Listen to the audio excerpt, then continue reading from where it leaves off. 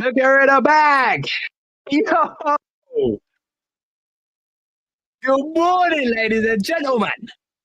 We're active, bro. You know what it is. It's Tuesday. We are live, locked in. It's Ronin Radio time. Bro, we went live again before Grand Arena went live, bro. What the fuck? Can I get a what the fuck in the chat, bro, if you feeling that way too? Because it is what it is, bro. It's tough out here. But we got a good show lined up. I'm telling you. I know there's no music here today, bro, and that is because I gotta connect my device real quick. So that's why. All right. That's why. I know you need it. I know I want it. So we're gonna load it up. All right. So I'm just need you to be patient. So I'm plugging it in right now. Here you go. You ready? You ready for this? Tune in. We're gonna give you some music for a little minute because people's is running late, and we actually had a little bit of a confusion. I don't like. Yeah. I don't know, bro, but it's you know, this is Ronin Radio. You know, we do what we do, we do what we can. And hopefully I get to bring to you today what we intend to bring to you today. As you see on the screen right now, what's next for Cambria. So that's going to be an exciting conversation. I know a ton of people don't know shit when it comes to Cambria. Cambria's core community is very tight knitted. And those guys are locked the fuck in. I feel like outside of that, we need to know more, right? We need to know more. The one good thing about hosting this show is the fact that every time we are hosting somebody, a project, whatever it is, I go and do the diligence. I go do some research. So I get to learn, and then I become more bullish on the project myself. So hopefully that's what it does for you guys too. Without further ado, though, the music is ready and rocking. So we're going to listen to some music for a little bit and set the show up. But we are going to be running on a later time frame today. All right, we are. Okay, just letting you know. Fucking deal with it. But repost the damn stream. Let's fucking get it. Let's fucking get it. And just an FYI, Dark has more energy than me today. I'm gassed.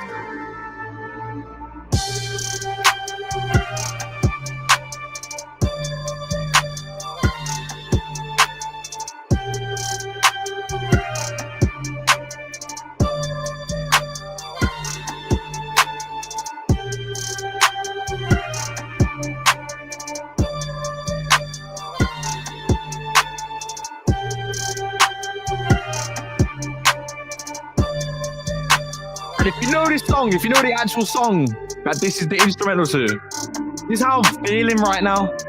I was on the road.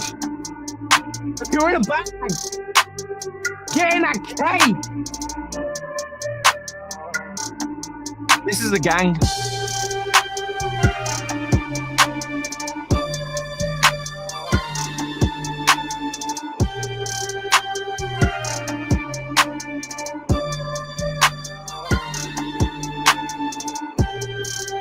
Trevor says, Gila, have you ever played football in the snow? The answer is absolutely yes. It's not fun. It's not fun.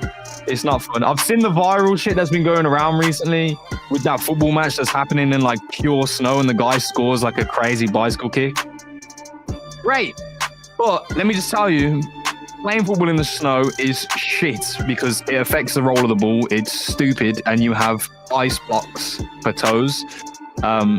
The game quality actually goes down tremendously. All right, so there you go.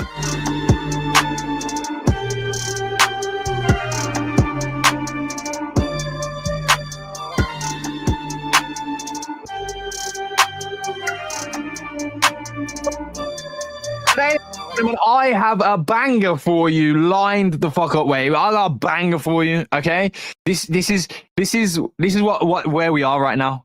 We are here, we are live, but where are we, ladies and gentlemen? We are in the fucking trenches, okay? So this is what's happening. We're going to listen to the amazing Cairo Keys, not Cairo that you know, and the Cairo that I know, but not him. Cairo Keys, the trenches, artist out of London. Let's fucking get it.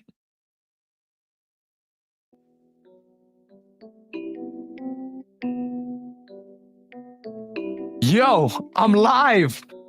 You already know. Let's go. Yo, where they at? I'm live. I'm way too known, can't blend it. 38 caliber, bro, no amateur gang ain't doing no fencing. She on a date with her boyfriend, do not disturb, tryna add all her texts. My rent ain't cheap, just look what I'm renting. Quay off the ends, then quay out the trenches. Step in the trenches, look at the steak and rice. Bro, billing up Cali, I'm still in my mask car. Where I come from, mate, nice. Got a brand new pendant, fill it with Iceman's live. I'm pending, still on the brand. Niggas ain't real no more, I don't wanna hear about slang. Nobody's real no more, I don't wanna hear about love. My main one vexed that I missed her cool, but I'm probably somewhere running it up. My broski's cap tryna double up wax, but I'm still outside tryna double up fun. I've been there too with nothing at all, but I got on my grind car, gotta go up. I told bro gonna go up. Yo, show no love. I've been in the trenches, rub. Left them man in the dust. Foot down, I'm in a Lambo truck.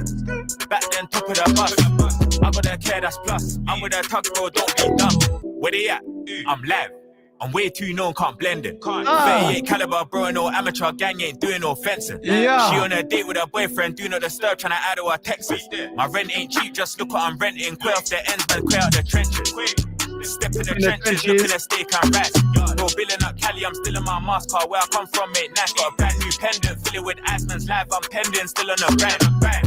Niggas ain't real no more, I don't wanna hear about slang. Shit, bro. Where they at? I'm live, bro. I'm live. Where they at? Yo, where they at? I'm live. I'm way too known, can't blend it. 38 caliber, bro, no amateur gang ain't doing no fencing. She on a date with her boyfriend, do not disturb, tryna add all her texts. My rent ain't cheap, just look what I'm renting. Quay off the ends, then quay out the trenches. Step in the trenches, look at the steak and rice. Bro, billing up Cali, I'm still in my mask car. Where I come from, mate, nice. Got a brand new pendant, fill it with Iceman's live. I'm pending, still on the brand. Niggas ain't real no more, I don't wanna hear about slang. Nobody's real no more, I don't wanna hear about love. My main one vexed that I missed her cool, but I'm probably somewhere running it up. My broski's cap tryna double up wax, but I'm still outside tryna double up fun. I've been there too with nothing at all, but I got on my grind car, gotta go up. I told bro gonna go up. Yeah, yo, bro. Show no love. Longer the I've day. been in the trenches, left them man in the dust. Foot down, I'm in a Lambo truck. Back then, top of the bus. I got that care, that's plus. I'm with a tug, bro, don't be dumb. Yo. Where they at? I'm live. I'm way too known, can't blend it. 38 caliber, bro, no amateur gang ain't doing no fencing. She on a date with her boyfriend, do not disturb, tryna add all her texts. My rent ain't cheap, just look what I'm renting. Quay off the ends, man, quay out the trenches. Step in the trenches, look at the steak and rice. Bro, billing up Cali, I'm still in my mask. Yeah, bro. Now, this one's been touching a lot of people recently. There's something in there, bro. It's like I'm a piano bass on trap beats. Like it just makes sense. You know what I mean? But Cairo Keys is a big artist here in the UK. He started off with a song called Gang, and we're gonna play that one next for you lot. Let's go. Whoa, whoa, whoa, whoa, whoa, whoa, whoa, whoa, whoa, whoa, whoa, whoa, whoa, whoa, whoa, whoa, whoa, whoa, whoa, whoa. I just need to know why motherfuckers sitting here listening to tunes and don't repost the stream. If you can give me an answer by the end of this song, I'll give you a giveaway. We have a giveaway going out today as well. If you are on the good list, ladies and gentlemen, you're going to get blessed today. It is what it is. Here we go. Aye, yo, aye. I showed them love and they showed man hate. These days that is expected. Outside with a bad one, she told me that I'm bougie, said I'm selective. I'm in the streets and I got some rivals, so man stepping protected. Come from the hood where I ain't had dough, get in my bag and spend it. Been there, done that, been there, swing bro, all of my ex things. Back then bandos, give me a trap phone. No, I'm connected. VVS, no VS1s. Diamonds looking all splendid, you know. I'm with a gang, yo, love, this the collective. Putting a work, this life ain't easy, man, gotta build up a plan. Grind, still outside with a Cartier bust down. Wise man praying my hand. These days, bear man rap. I told man cut all the cap. Stop. I got my eyes on bands. Look, and them man wanna get back. Took one pic on my iPhone, post that now, King Sherman, love. I see man talking, they ain't got bread. Man ain't talk about much. I'm in a dance, just lean up, broski, leaning, pouring out drugs. Lean. She got a straight face, get out of the section, bitch, don't ruin my fun. Bitch, yo, who's that? Aye, yo, unknown number. Where they at? Sometimes wonder. Where they at? I see them under. Where they at? My last thing still got my jumper. I put a gang on a chain. Man wanna be like us, can't be like us. Man try copy the wave. I showed them love and they showed man hate. These days that is expected. Outside with a bad one, she told me that I'm bougie, said I'm selective. I'm in the streets and I got some rivals, so man stepping protected. Come from the hood where I ain't had dough, get in my bag and spend it. Been there, done that, been there, swing bro, all of my ex things. Back then bandos, give me a trap phone. no I'm connected. VVS, no VS1s, diamonds looking all splendid. You know, I'm with a gang, yo, love, aye, this the collective gang.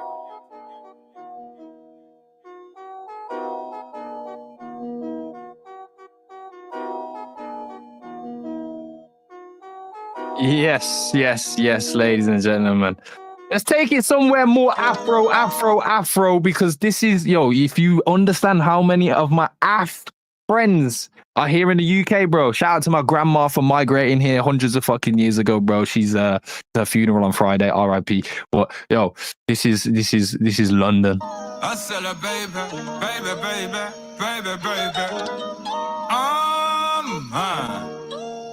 Yeah. Yeah. Yeah. And if you've been on my streams, you know this tune. Heard him talk grease, but I didn't care. Won't take long to make him disappear. No, it's not greasy, he's a teddy bear. Don't put him anywhere. If you stay prepared, you ain't gotta get prepared. Get lick me up, and she get a manicure, pedicure. Hit the road and cause a massacre. Rope hit man, not amateur. Was a young boy, but now I'm mature. Change the economy, give me the currency. Everybody paid, I was side hustle, main hustle. Put my hands in every pie. Everybody round me certified, bonafide, something money can't buy. Even if they wanna try, they know that they can't try. You wasn't looking at me, he had a cross eye. You wouldn't wanna cross me, you wanna cross eye. You wouldn't wanna cross me, what lie be lie. Where I come from, we grew up on chicken and rice. The games that we play, when you're on the field every day, there's no need for no exercise. It gets real hot, must stay hydrated. Wet that block if they violated. The way we pulled up, they couldn't even gauge it. Get away clean with the full we staged it. I link my guy, he knows where the base is. He used to hold my teeth, I used to call him braces. This life we live is all about your choices. A man went crazy, started hearing voices. It gets real hot, man need aqua. J-House activate all your chakra. Open the book to the next chapter. Ay, ay, ay, yo. Heard him talk grease, but I didn't care. Won't take long to make him disappear. No, he's not crazy, he's a teddy bear. Don't put him anywhere.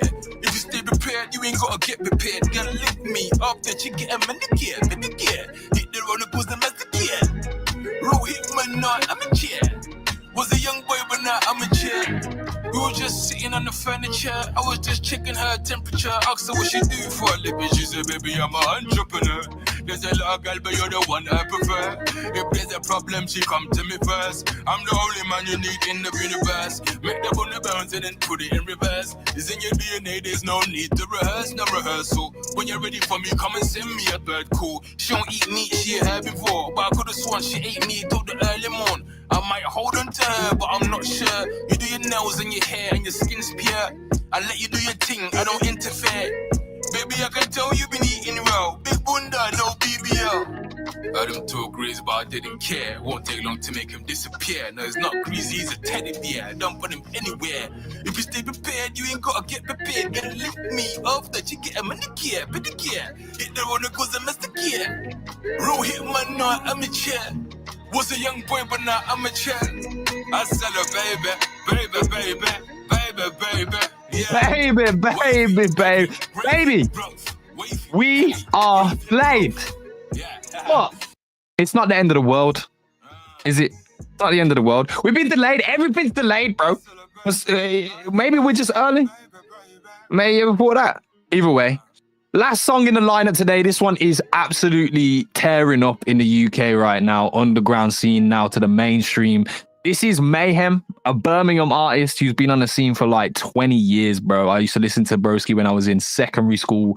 For you American people, that's high school. And now is making a comeback. Grimes making a comeback in the UK. It's starting to flex its muscles again here. But this is Mayhem on the remix for a song called On Top of That. Like on top of that is more delays. Let's get it. Also, there's a Liverpudlian rapper in this song, and it's crazy because if you've heard a Liverpool accent, you will think that they couldn't rap. But let me tell you, yeah, this one's nice. All right, wheel it. Take up a day, got 3 on me bros and an A, still getting packs. On top of that, I'm a big businessman, go and ask that's my heroes. On top of that, if I pull out the splash and pain and grief for your people. On top of that, when I drift round the corner, police can't catch me though.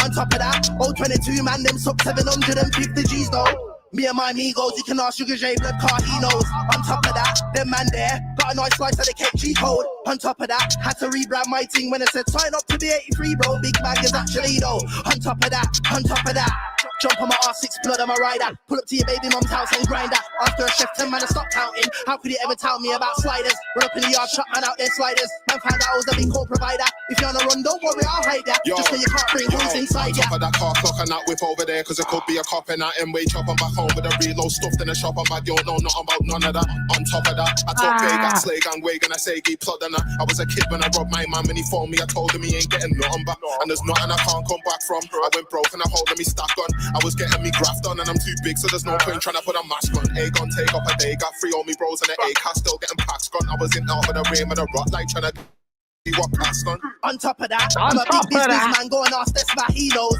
On top of that, splash and pain and grief for your people. On top of that, when I drift round the corner, police can't catch me though. On top of you man, them suck 750 G's though. I told the facts, them not fiction. Started off with 1-2 bars, now man's an addiction. I remember a time when I was facing eviction. Facing life, I won't mind if I never had kids and a wife. I will bark it, swear I'ma kiss them life. Nah, this ain't a teenage prom. Real life teaching straight from my uncle, won't be a Tom. Home sweet home. Yo, no. If you're from the UK, you know, bro. This is Presti. Presti is one of the funniest rappers ever because he just raps slow on everything. Just everything's slow rap, bro. This is Presti, bro. He's a legend. This ain't a teenage prom. Real life teaching straight from my uncle, won't be a Tom. Home sweet home, fresh off the landing. I sat down for a year. Numbers kept expanding. Members, Q3. Palmer They Brandon. love talking war to their face on the floor. My Jordan 4's on top of that. And on top of that, I got hitters that'll light up the place. Don't tight up your face, just stop all that. Take man through and shot all that. Talk like a shot until it's you, man, shot it at. Step heavy when I step, I ain't got a lap. You know I never walk alone like clock on that. What, like clock on them. Big force pop at them. Tell man what and when buying and cop at them. Anytime I sight and lock on them, then it's a must that we rise and knock on them. Cause I got shoes in the dance and the shoes them shine like fair put polish and cloth on them. They don't wanna see a man go for them. I'll pull up and crush it then off again. On top of that, I'm a big businessman, go and ask that's my he knows. On top of that, if I pull out the splash and pain and grief for your people. On top of that, when I drift round the corner, police can't catch me though. On top of that, old 22 man, them suck 750 G's. On top of that, I'm a big businessman, go and ask champagne and grief for your people. On top of that, when I drift round the corner, police can't catch me though. On top of that, old 22 man, them suck On top of all of that, ladies and gentlemen, we have a Ronin radio show to do. Welcome, good morning, good afternoon, whatever it is for you, my friends. It's time to lock the fuck in. I cannot express it enough. It is what it is. We're here, bro. I'm here. I'm ready. I hope you're ready too. But everything's getting delayed. So it is a no. We can't do this no more. All right. There's no more delays on the show. We're jumping right into it. And what a time, man. Yo, we've got product lined the fuck up. We saw a tweet from Faberborn. Apparently, TCAF is saying you will never have to ask him when season 4 again after Friday. You know what that means. I know what that means. I've played the game. It's fucking heat. Let's see what happens over there. Kingdoms did a little spiking on the NFT market over the last couple of weeks. Here and there, obviously, Market of Zeal sweeping away at the floors. Moki floor has been swept up all the way in anticipation of their product launch, which is delayed. Sick. And also, on top of that, Ambria supposedly will be launching very, very soon with their brand new season. And today we have Ben Z pulling up at some point. I will confess in a moment as to why I say some point and not immediately right now. He will be pulling up for us to have a conversation. But of course, I'm locked in with the crew. We've actually been grinding, man. We've been on the grind, and we're locked in. If you want to come and join us, we're in the radio Discord every single day at this point, until Stark manages to shake off his trading addiction. I hope he doesn't, because it's going pretty well for him right now. It's definitely the honeymoon phase. But we're having a great time. If you want to come join us, the offer's there, bro. The offer's there. But listen, let's jump into today's show and bring up my peoples, them the legends. You know who they are. 1437 and Mr. Stark is in the building. Let's go. Good morning. Good morning. On top of that. On top of that. Yeah, you feeling On top of that. What did he say? On top of that, I thought we were never gonna start. Yeah, fucking hell. That was. Okay, guys, the show's. Thank you for tuning in. The show's. We ran out of time. The show's over now. On top of that, that's the end of the show. See you tomorrow. Oh, Thursday. You know what? When the tunes was playing, I was looking at our studio, and I can see the guys' faces if they're on cam for you, like or not. And I could just see Steven was just grinning and laughing when the Liverpudlian rapper was like doing his thing. Steven was smiling, but like he was smiling with a head bob. So I don't know, like where he's at with it, bro. You know, it is what it is. But good morning, man. What were we saying? How we feeling? Obviously, we should have. I was thinking of imagine if Cam's tweet about it's the last time you're gonna have to ask when season 4 if they announce that they've run out of money. Oh shit, bro.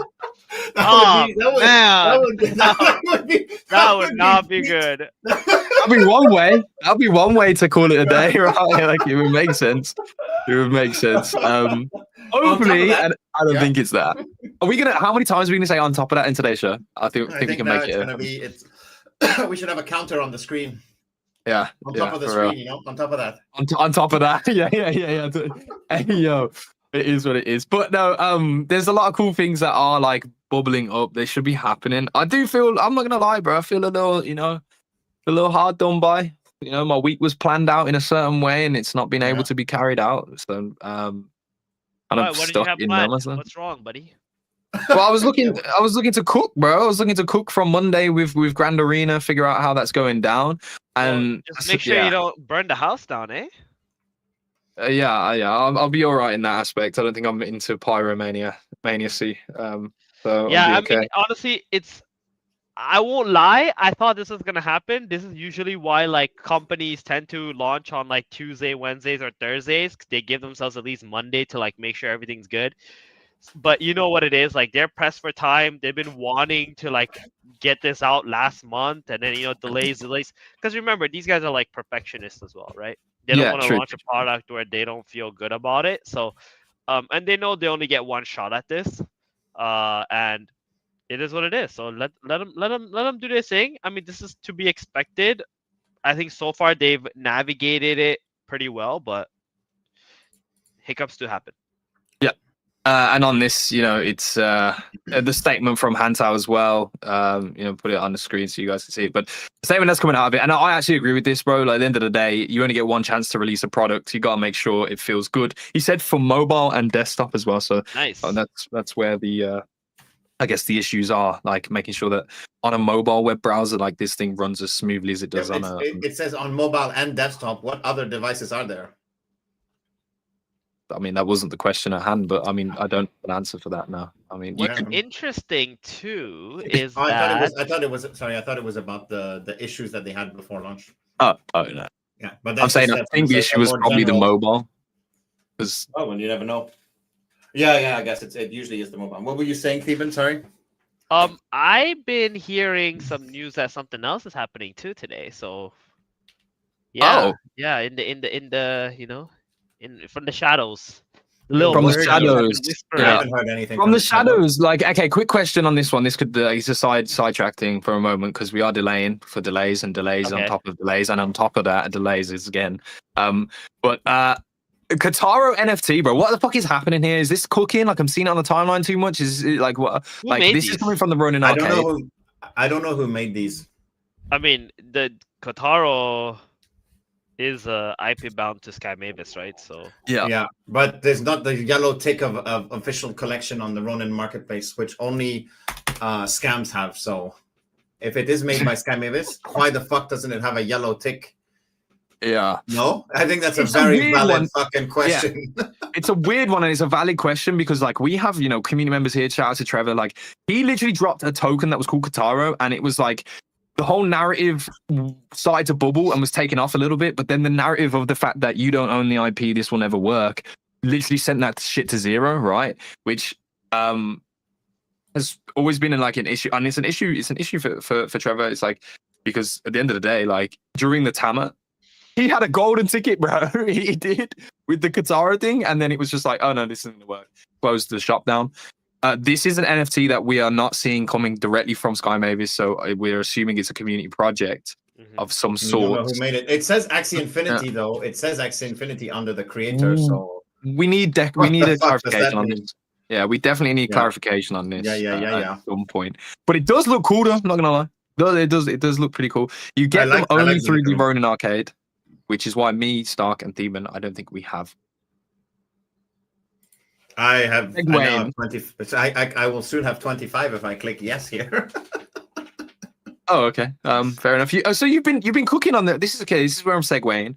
The Ronin Arcade today, one of the announcements is the fact that we're having new quests put into the arcade. It seems like it is absolutely a malleable product that is being updated and improved day by day as it's live. So it's live, but it's still getting better each day. It started off really rough, admittedly, but a lot of people have been taking part. People have bowed out of the competition, have taken PlayStation 5s, which is like $500 worth of real life hardware, which doesn't seem so bad for contributions on the Ronin network for now.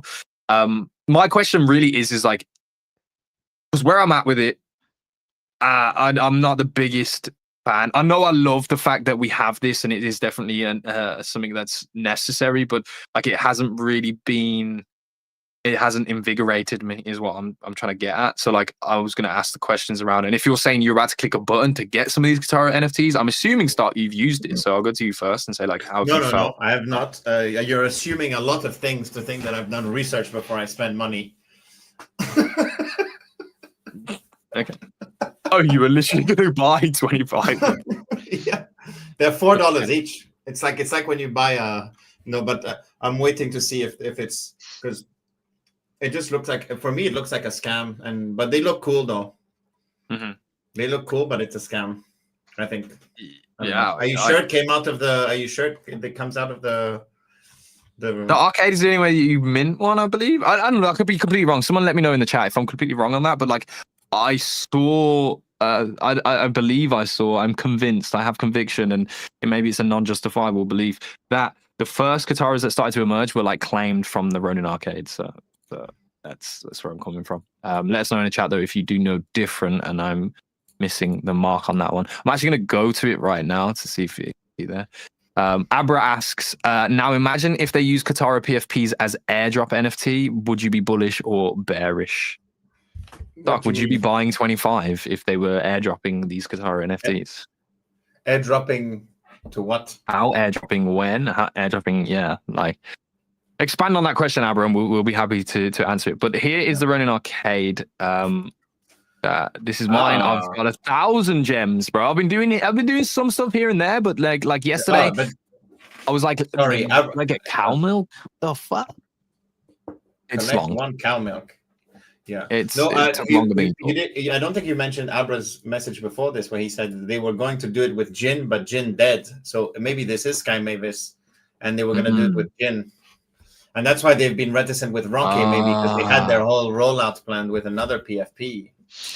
Yes, it's kind of smart though, because Jin is like PvP with Ronke because of the history of Tama, but now it's like Jin. I mean, Kotaro is more like everybody loves Kotaro, so let's do that. Yeah. It makes sense. Oh wait, there is only 2 days left of the arcade then now. Literally 2 days. So what's your rank, bro? 600? I am 603. That's better than your Origins rank. Okay, fuck you. It's really not, but whatever. Whatever. So if you bow out, like, and you take a prize, so you like spend those gems, and then you're no longer in the leaderboard. Is that why people have been saying I'm bowing out and taking the PS5? I'm not seeing like some of the names on it, like Ryan, for example. Shout out to Ryan Axe Faction. He was grinding it quite a lot on stream and stuff, and he definitely took a PS5, and I don't see him in this list. So I'm assuming that's how it works. I don't even know how I would spend these gems, if I'm honest. Like, okay, I'm fucking stupid. Aha, yes, sold out. 13,000. So all the things are sold out, so there's nothing left to do. Yeah. What? Look at raffle ticket. It's this phygital prize, not physical. Oh. Grand Vault Yes. ticket, NFT, fortune ticket. Okay, here it is. Yeah, so Kataro is here. So that's where it came from, I believe. Crazy Nice. though. A lot of stuff is sold out, man. This is cool to see. I didn't know that this was in here. But Abra, what do you mean by airdrop NFTs? Like an NFT that gets airdropped, or that holders get airdropped something? Because it could mean both. By your question. Holders. Yeah, but airdrop what? Anything, like different airdrops in the future, right? Like use it from games or whatever, and so on. Here we are, boys. Here we are in the trenches. Can you tell me Can you tell me why you're like beside cows and? Because like, I'm getting the discharge. I'm a cow turd, bro. I need milk, please. At least you leveled up. I see a turd on the ground there. That doesn't look like milk, does it? How the fuck do I get milk? Guys, Give you it know more today's a movement. slow day when you got fucking Gila on Pixel. Milking cows on Milking Pixel. cows. Bro. But this cow takes 6 hours to do anything and just Go shits find on another me. cow. Go find another cow. Also, You that's find a cow, really, bro. That's a really sick shadow. I'm jealous. Why Yeah, did I this have? is- Why the, This is the Moki oh right wow!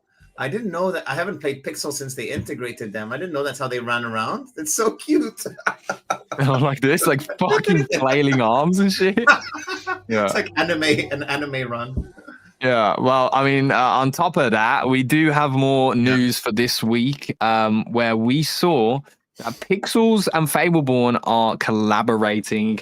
There actually is going to be there's a Fableborn hero in the Pixels verse somewhere. You gotta go locate him. You gotta go find him down. He's gonna show you or give you the information on the newest hero that is coming out in the next season of Fableborn. I know who the next hero is, so I don't have to go run around and find it. But if you are you interested and you want to find out what is coming up in Fableborn, then you can go and take part in this Pixels quest right now. I'll do it on screen, but I'm so bad and I wouldn't know where to go, and it would just end up, I'd be here all day Pure trying to disaster, run around. Yeah, pure disaster. But if they're making collaborations, the marketing engine has been turned on. So I'm gonna assume that what TCAF did tweet, saying that this will be the last week he'll be asked about when season 4. I'm gonna assume that that is true, and by Monday, fingers crossed, we have Fableborn live on the mobile phone. No, to play in I the think season. I think they'll announce a date. It won't be live on Monday. Oh, I hate this industry, bro. Sometimes I swear on my fucking life, I've been sat here with fuck all to do for about 4 months. You lot are taking the piss out of my existence. Technically, you're right, because if they announce the date, he still has to answer that question. People who haven't seen the announcement, he didn't say I'll have an answer for the question. He said I won't have to ask the question, which means it should be live. You're right to assume that, I think, but my preparing for the worst brain thought about the other eventuality. So the way he worded it, it should be out on Monday. I have a feeling it might not be, but yeah, me too. All right, let's talk macros before we get warmed up into the main part of the show, talking about Cambria today. We've obviously been in the trenches when it comes to the industry right now. Take a look at Bitcoin on the daily, and let's turn to our resident genius. Both of them are anticipating. It's me. Look, okay, this is the setup for Bitcoin right now, right? But maybe it's not so bearish as it may seem. But what are we thinking? Like, a lot of news has come out, right? Like, I'm trying to get and grasp onto a narrative, at least here, where we can, like, the crypto industry is going to turn around. Do we feel that way? I feel like there's been enough, like, nuggets of signs signaling that, like, we're not fucking doomed, really. Right, and a lot of people are like the Bears. The bull is done, like it's finished. Like all season's never happening. We're already transitioning into this bear market. So I actually don't think I've asked even like on the side, like what your personal opinions are of that take in itself. Like, is this bull season actually done? Like, what are we actually thinking here? And that is definitely for the actual resident genius. That it is 1-4-3-7. I'll answer first, and then I'll the answer ball first, and then actually the genius can go second. I think my gut tells me we're not over. So You think? I've been operating that way. Obviously, also when you're intraday trading, it doesn't really matter, right? You zoom out a bit to remember the picture, but then you zoom in. Something tells me we're not over yet. Like there hasn't all the metrics that make you feel like the extreme euphoria, the greed, the doing stupid shit with your money, all of that signals the top of a bull cycle. Like we don't have any money to blow on stupid shit. I remember last bull cycle, I bought a $10,000 NFT because I felt like my ETH was not working fast enough for me, and it's worth zero now. Until I make decisions like that, we're not in a bull cycle. We're not in a top of a bull market. Yeah, there's definitely been. I don't know. Maybe is it? Wait. This is a big question. Actually, I haven't felt euphoria this year at any fucking point, bro. Oh, Tama meme was euphoria, but just forget it was this year, bro. It just feels like another decade ago. Bro, Tama meme being this year is fucking insane, bro. Yeah. How time flies. When you're okay, maybe that's take that back then. There definitely has been some euphoria. This year. Thank you, Coco, for all of that. Because without Coco, that would not have happened. Nothing of that would have happened. Coco literally made it rain. Where art thou, Coco, bro? If you were Coco Thieban, would you be? Fucking on a beach somewhere, not give a fuck about anything. I feel it. Yeah, it's been rough, but I genuinely don't think we've had the bull that everybody saw in that initial all-time high push for Bitcoin. So I'm expecting some kind of run up over the course of the back end of this year, and that's just me personally. I could be totally off on that, but we've been squeezed like fuck, especially here in Ronin, bro. Like we've been squeezed to fuck. I genuinely feel like I am a rag of cloth that has all of its liquid just fucking drained. They're trying still, like they're still fucking, you know what I mean? Like they're putting me through the ringer. I don't think there's anything there left, man. So it's time for drought seasons to end. Emotionally, I would fucking love that. I'm sure most of you people tuning into the show right now feel the exact same. We definitely need some relief on Ronin, bro, for real. So let's see, maybe it will happen. I think today's is looking rather bearish on the intraday. Anyone got any takes for the day on Bitcoin? I mean, the thing is, okay. So I think we still have. First of all, I'm not a genius. I'm just growing into being one. Okay, I'm still learning. No. All right. That's the modest answer. I just gotta be honest with it, right? Like I think I'm learning faster than like I would have thought I could, and it's a good thing. But I still think like I'm ways away from that. If I had a magic wand and I was gonna be like, okay, what's coming next? I think we got like maybe 2 months left.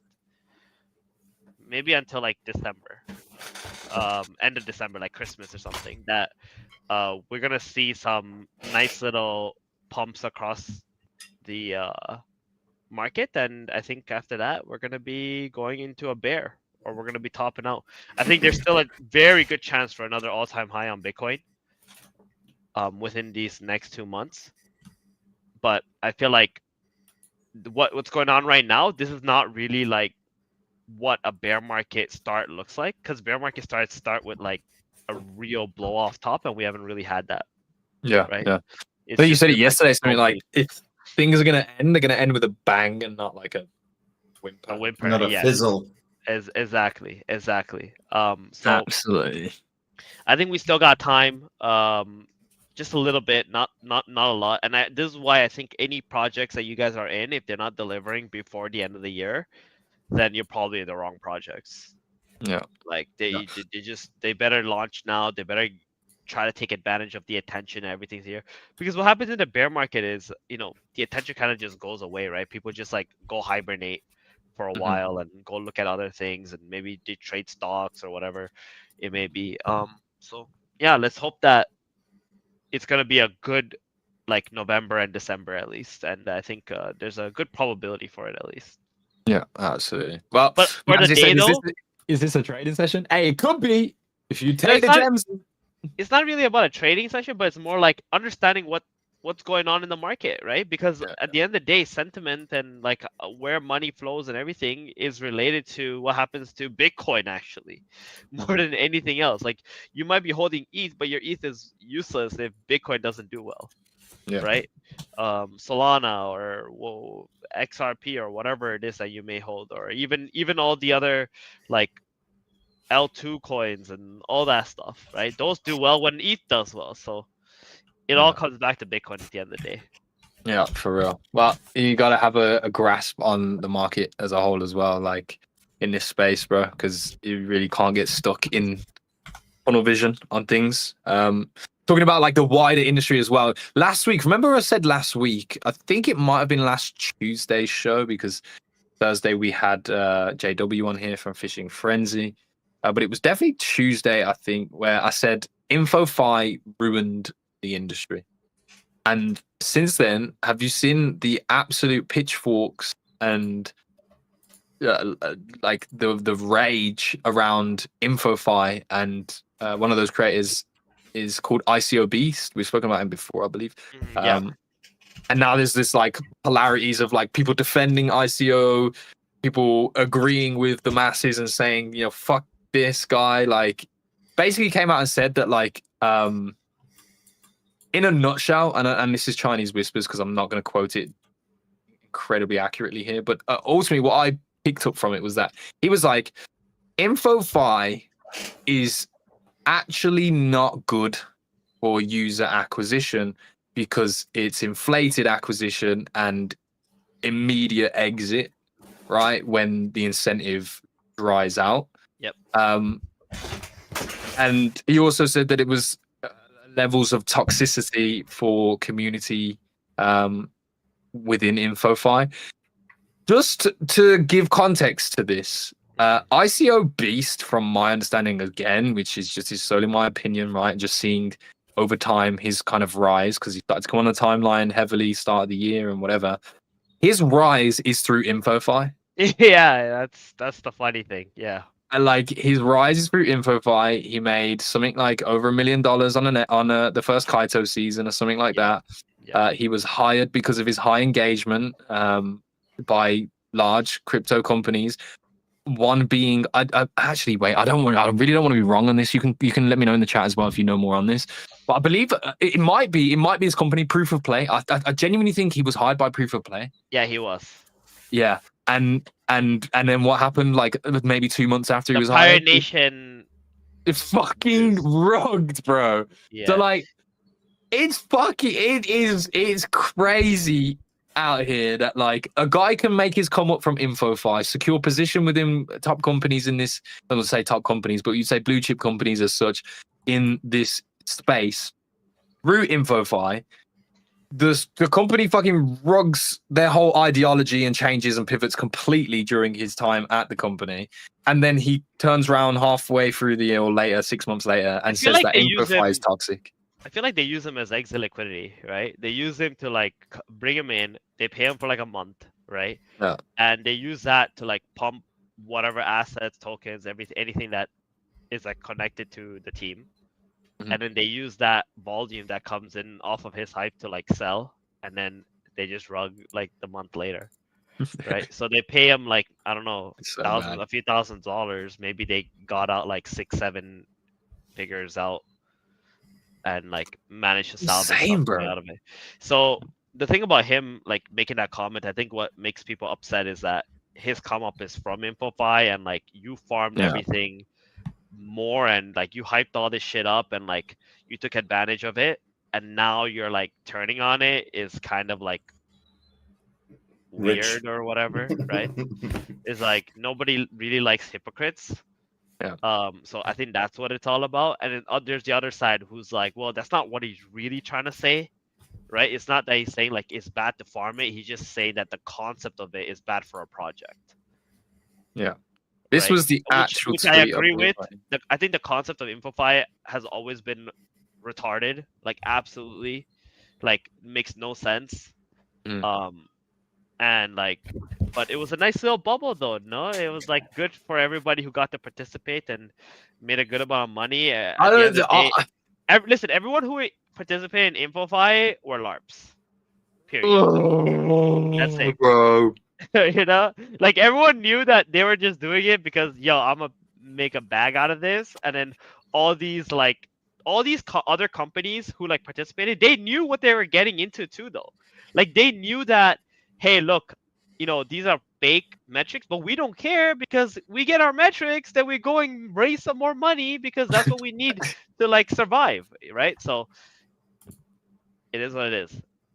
Oh, bro, there's nothing. The only thing that's good that comes out of this is is perspective, right? What position do you have on the board determine what's good? But actually, what came out of the fucking InfoFi meta and wave, in my opinion, is the cringiest fucking garbage dog shit environment of a social media space that is crypto Twitter, and that's literally like it has been so hard. Like as a creator, like you can say to me now, right, looking back at this year and parts of last year, on a performance basis as a creator, it's a skill issue that I have this opinion, because like I could have farmed and made a great amount of money, not give a fuck about the positions that we're in right now because I made my bag anyway, right? Like, and at the end of the day, are we doing this? What are we doing this for? Like, this is for me like a career path, and that's a joke in itself. But really, it's a career path. So the goals to be more successful, it should be in that career path. So really, skill issue that I don't participate or haven't participated in InfoFi to an extent, and have this opinion of it. But I just saw it from the jump. I was like, well, this is just horseshit though, because none of these people give a fuck about the project. And as soon as they've got their airdrop, like they will never talk about this project ever again. And that was so obvious. But people jumped on the bandwagon. It was what it was. And you are right, bro. At the end of the day, the metrics needed to be there to raise more funds and keep the fucking lights on a lot of places. So that's what it was. That's what it is. And for somebody that is probably been at the pinnacle, the peak of the performance aspect of creators and having the said skill has been ICO Beast. And for him to turn around and say airdrop farmers are the single worst possible foundation for a community, except for maybe gaming airdrop farmers, is fucking mad. It's mad. It's mad. It's mad. It's mad. If I'd have taken part in InfoFi and was drinking the Kool-Aid still and was like really bullish on more InfoFi campaigns, more InfoFi fucking products or whatever, I would be super salty looking at this. But this does make me start thinking, bro, recently G-Host has tweeted about like a two-pronged system or activation that's going to happen on Ronin. Mm-hmm. One of those prongs being a Kaito activation. Like, I get it. Like, I do. But, like, I'm not excited for that. I'm really not. Especially after last week. And I think sentiment around InfoFi is crumbling at this moment in time. Does that mean that I think it's bearish for us to do an activation with Kaito? Not necessarily. I still think there is a lot of attention capital to be gained there, but by the way, before I let you keep going, we do have a guest in here. He's pulled up. Let's fucking get it. Okay. End of the day, bottom line, we're gonna draw a line in the sand on it. InfoFi, dead, bearish, fringe, fuck off. Let's move on. Welcome to the Ronin Radio, ladies and gentlemen. We are locked in today's show. As you see, we are actually the Ronin Radiobria. That's what we are today. So. We have a special guest that you guys know from our titles and from our posts. Ben Z, the founder of the most, I would say, the highest performing crypto game in the space, full stop, this year, Cambria. And Let's go. we've got a lot to find out, bro. We got a lot to talk about. Let's bring him onto the stage. Ben Z, welcome to the show, my friend, bro. It's good to have you back, man. How's things?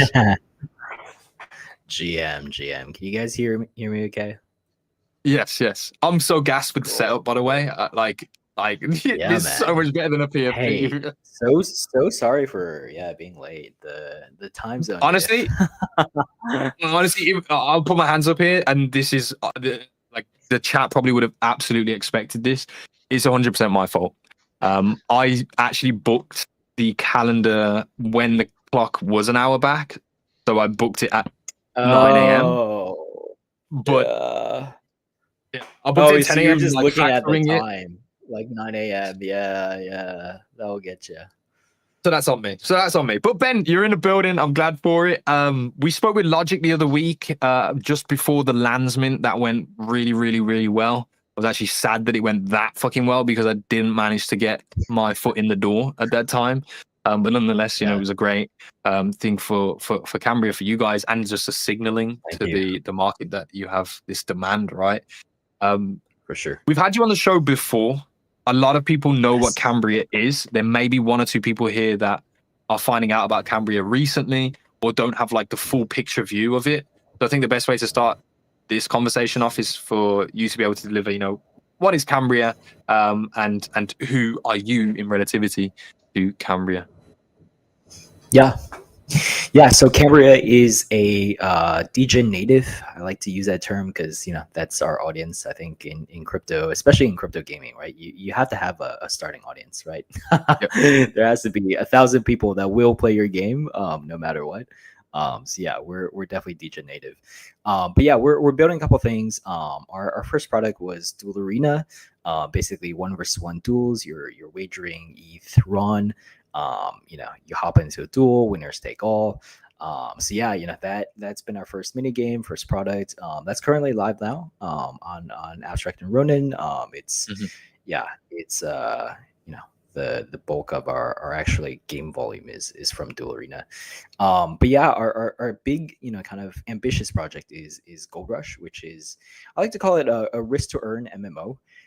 You know, I think risk to earn has actually become more popular recently. But yeah, you know, I think initially when we started, we were like, hey, like economics wise, right? Like to make this work, right? You know, season by season, we have to do, you know, something different, and you know, risk to earn was kind of the model that kind of went with. You know, I grew up, you know, on RuneScape. Like, you know, I've always imagined, you know, kind of crypto RuneScape and kind of like what, you know, that would look like to me, right? A lot of the team is, you know, ex, you know, RuneScape, you know, sort of private server devs, or, you know, have been in that scene before. So, yeah, you know, I think really like the team is kind of just building crypto RuneScape, you know, kind of, you know, how we imagine to it be, right? And then kind of seeing where crypto, you know, best aligns with the game, with, you know, the market. And yeah, so Gold Rush last season, you know, we've run it over seasons. So we did season 1 last year, season 2 in April of this year. And yeah, between season 1 and 2, it really kind of blew up. So season 2, you know, had like 1.5 mil in distributed prize pool, which came from players. I think it was like 20K players that were paying players. You know, they bought the charter, they bought additional energy. So yeah, I mean, the model was basically you purchase these items, and at the end of the season, it's distributed back based on your silver balance in game. So, you know, basically, however well you perform in game, that's your cut of the pool, right? Of course, you know, we take a fee from that as well, but yeah, that's how Gold Rush works. But yeah, you know, last season was crazy. It like we really kind of blew past our expectations, and honestly our server loads, like, you know, I think peak concurrent wise, we had like 4.5K, you know, concurrent players online across like 4 different worlds, like ton of different guilds, you know, battling each other, a lot of PvP, a lot of, you know, PvE. So yeah, Bro, it went really, really well. You know, as you know, Logic used to be here on the team at Ronin Radio. He's a huge fan of it, and now on the team. love it. I think he's doing a great job as well with the community development. Like, you guys are putting on events in the Discord. You've seen people pull up. Like, you're really forming a culture, which is bullish as fuck, especially around the game type that it is. I was at Zebu London, right? And the one-liner, this is literally the crypto RuneScape, but it's better. Like it literally got so many people to the desktop to just even take a look Yeah. at it. Yeah, Like yeah. I'm really bullish on that because now more and more like it's almost like a magnet. Since then, I've Yeah. come across people who like are avid RuneScape fans or like reminisce Yes. fondly Yes. on RuneScape days.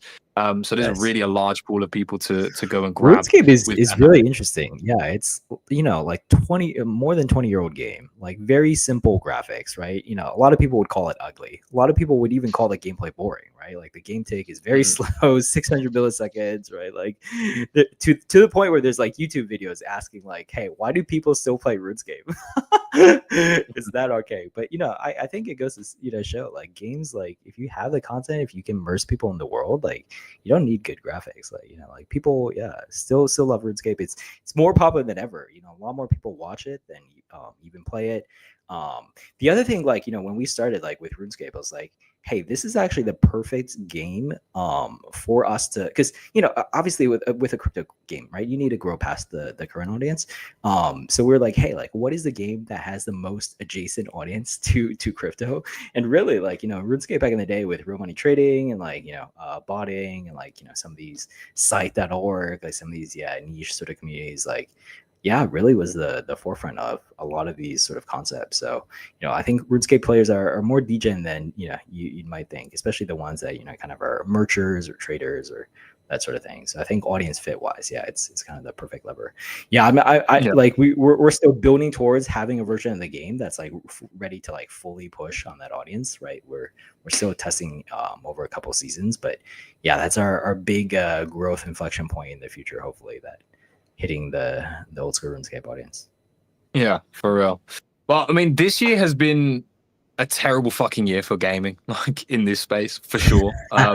Dude, that tweet from ICO, like I love that he just called out gaming airdrops, like completely unwarranted. Like you did not need to, but just a little we caught strays in that fucking fight. Like I don't know, like I don't think any gaming influencers were like in conversation. He wasn't quote tweeting anyone from the gaming industry, but we caught a fucking stray. We were actually just talking about that. I don't know if you might have joined the studio as we were discussing it, but I think something that's going to be interesting today is, of course, there's a lot of fan base in Cambria, so a lot of them are clued up. They know the stuff. We're going to get to delivering some of the information on like recent events and talking about the success this year. But I think one thing that's interesting on having you on the show is like we can just chat with you, and like even people who are in the Cambria community and fans of the game can hear like your side of the story of things, which is always good.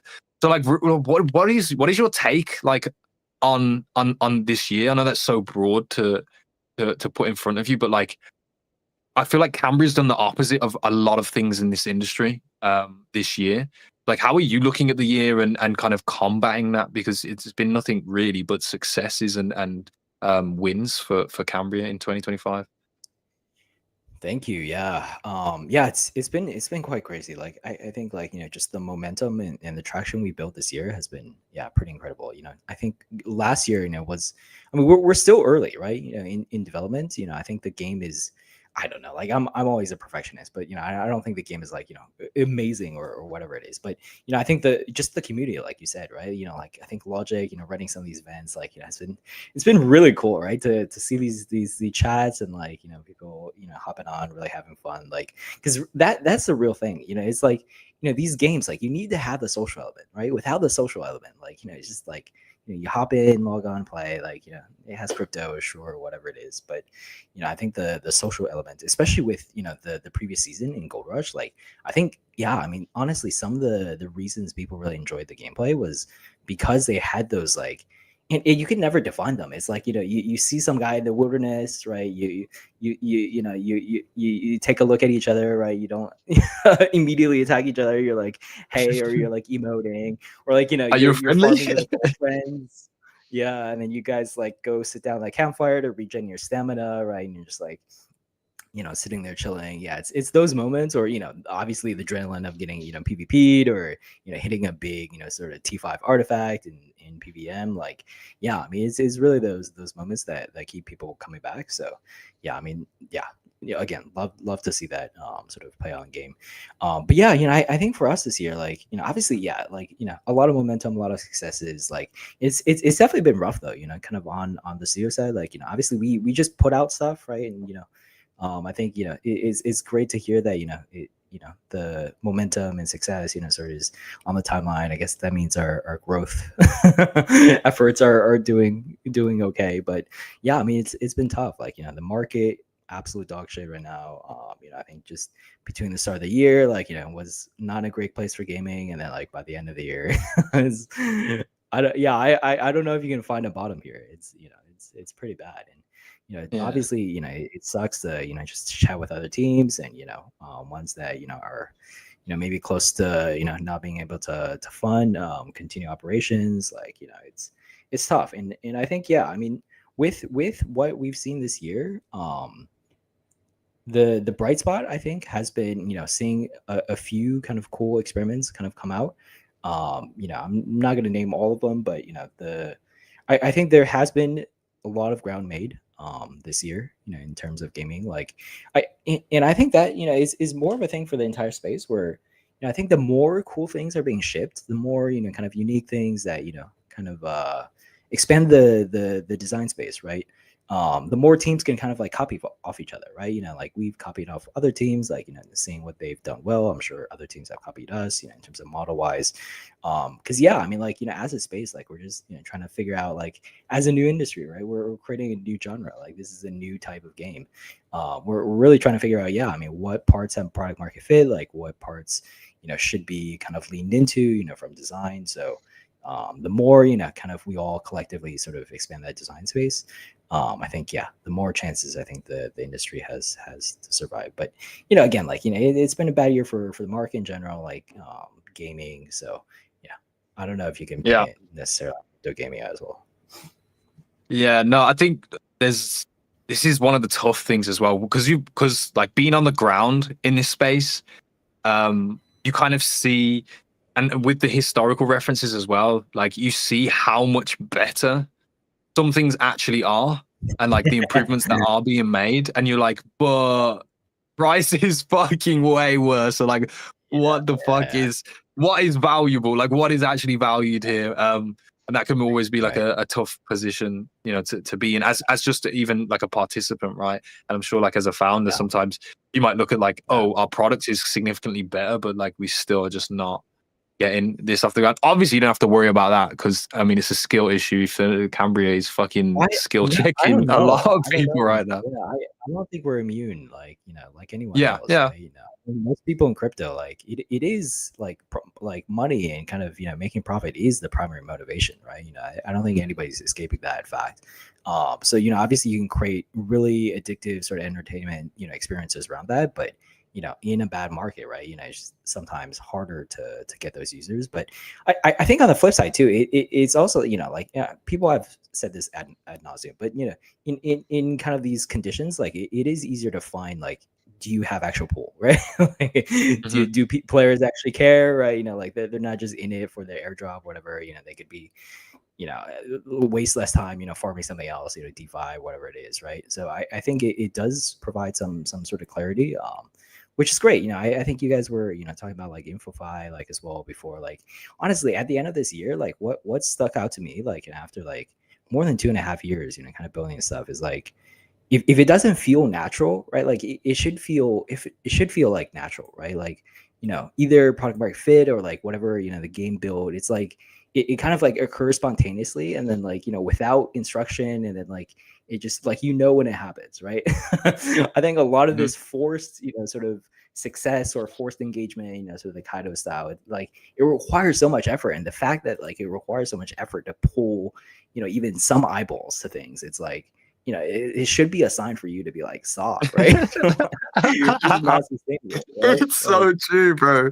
I'm glad you're out here speaking facts, man. I like it. Yeah, man, it is what it is. Like, something that it should signal to people, like, if you have to work that hard for eyeballs, maybe nobody wants to fucking look. Like, that's just the bottom Well, line. also, it's like a lazy approach at rewarding people who are bringing eyeballs to your game. You know, you're pawning it off in a lazy manner. Whereas when it's the most crucial, like user acquisition is one of the most crucial aspects of building a game, and you're pawning it off to LARPers on Twitter. So one of the most crucial aspects of your game, you're pawning off to someone that you're not paying, that's not a co-founder, and that you're not paying to be part of your team. You haven't hired them, and it can. I mean, it's tricky because like I feel like crypto is just set up this way, right? Like crypto rewards, perception, short-term momentum, like all this stuff over, actually something real, right? So the end result is like, hey, you need these results, you need this growth result, right? I need to grow my eyeballs by X, right? So like now it's like no longer, hey, how do I build a community? How do I like put in the time, like over kind of a long time, right, to build some of this stuff? It's like, hey, we just need the results now, and sometimes it works. Honestly, like it only works because the incentives are set up this way. So I'm sure like some of these projects like have gotten whatever the outcome. It's just like what game are you playing, right? Yeah, exactly. What was you gonna say, Star? Oh no, it was more like maybe at times where like if you're launching something and you want to get eyeballs on your game over a certain week. Sure. If you're doing it over a week or two, but like these campaigns where people are tweeting for something over a month or two, and then they're getting paid, and then it's just like, well, it's just so counterproductive. There's like a good way to do it, and I definitely haven't seen that very often, I think. So like I know that I don't participate in any of the InfoFi stuff, but I'm within Ronin and all of that. I'm a spender on projects that I like. I've not bought a single NFT or a single token because I saw one of these people tweet about it in these InfoFi campaigns. So I wonder who like what successful acquisition is happening there. But that's a whole other question, right? It's a whole other discussion about whether it's efficient or not, because we're not even talking about that. We're talking about the base idea even. So, And maybe another thought about crypto, right? What's that? I think I said maybe another thought on crypto gaming. I think like a lot of times crypto, like you care about the narratives, right? Like it's not the substance. Like what that results in is like I don't know, it's like like for example, like Believe, right? This whole what do they call it, ICM tokens or whatever, right? It's like like you're creating the idea that there could be these real revenue generating businesses that take years to build, right? On Solana, and like now like everybody can get access, like all this stuff, right? Like but like I struggle to like understand like whether people actually believe this or not, or like named the product, right? Bullshit. Because like if you look at gaming, right, it's like exactly that. It's like one of the few things that takes like a shit to like 5 to 10 years, right, to really build. So like if people actually did kind of care about this revenue shit, like or these long term sort of projects, like sure, like just look at some of these games that have been building, like have multiple years under development. They're continuing to iterate. Like there's actually a lot of cool stuff I think even over the past year that has been shipped, and a lot of teams that are pretty mature now. They have live tokens. They've gone through pretty much everything, like for example the Pixels team as well, like super exciting stuff coming from there. And like all of this like compounds, right? Like that's the thing with like growth. Like you need, especially growth kind of in a new industry, right? You need like years of this stuff just slowly compounding, and you don't see it like when it's there, right? It's the next new thing, and like 5 years later, now the rocket ship finally happens, right? I think that's really where I see crypto gaming. Like it's kind of in the consolidation phase, and again, like sure, we've been saying it for multiple years, but really I do think it just takes that long, and yeah, I don't know. Yeah. So no, I think you're right. I got a question. What would you say, like for example, a lot of the people in crypto and who are gamers, a lot of them have moved on to kind of like trading sort of as well. Yeah. Right? Because trading is like a game as well in itself. So yeah, for sure. And we know in crypto people like the volatility, they like the volume and all that stuff. Like, do you think crypto gaming is kind of combating that as well. Like obviously in today it is, but like in the Yeah. future, you know, if more users come in, then we probably wouldn't have that big of an issue. But do you feel like we're kind of PvPing trading, or like do you feel like we will eventually get to a point where it wouldn't even matter and they'll just be like different groups doing their thing? Yeah. I don't really see it as PvP. I mean, it's tricky because like I think any consumer product, like you are competing with meme coins and perps, right? Which is essentially Yeah. you know just gambling, right?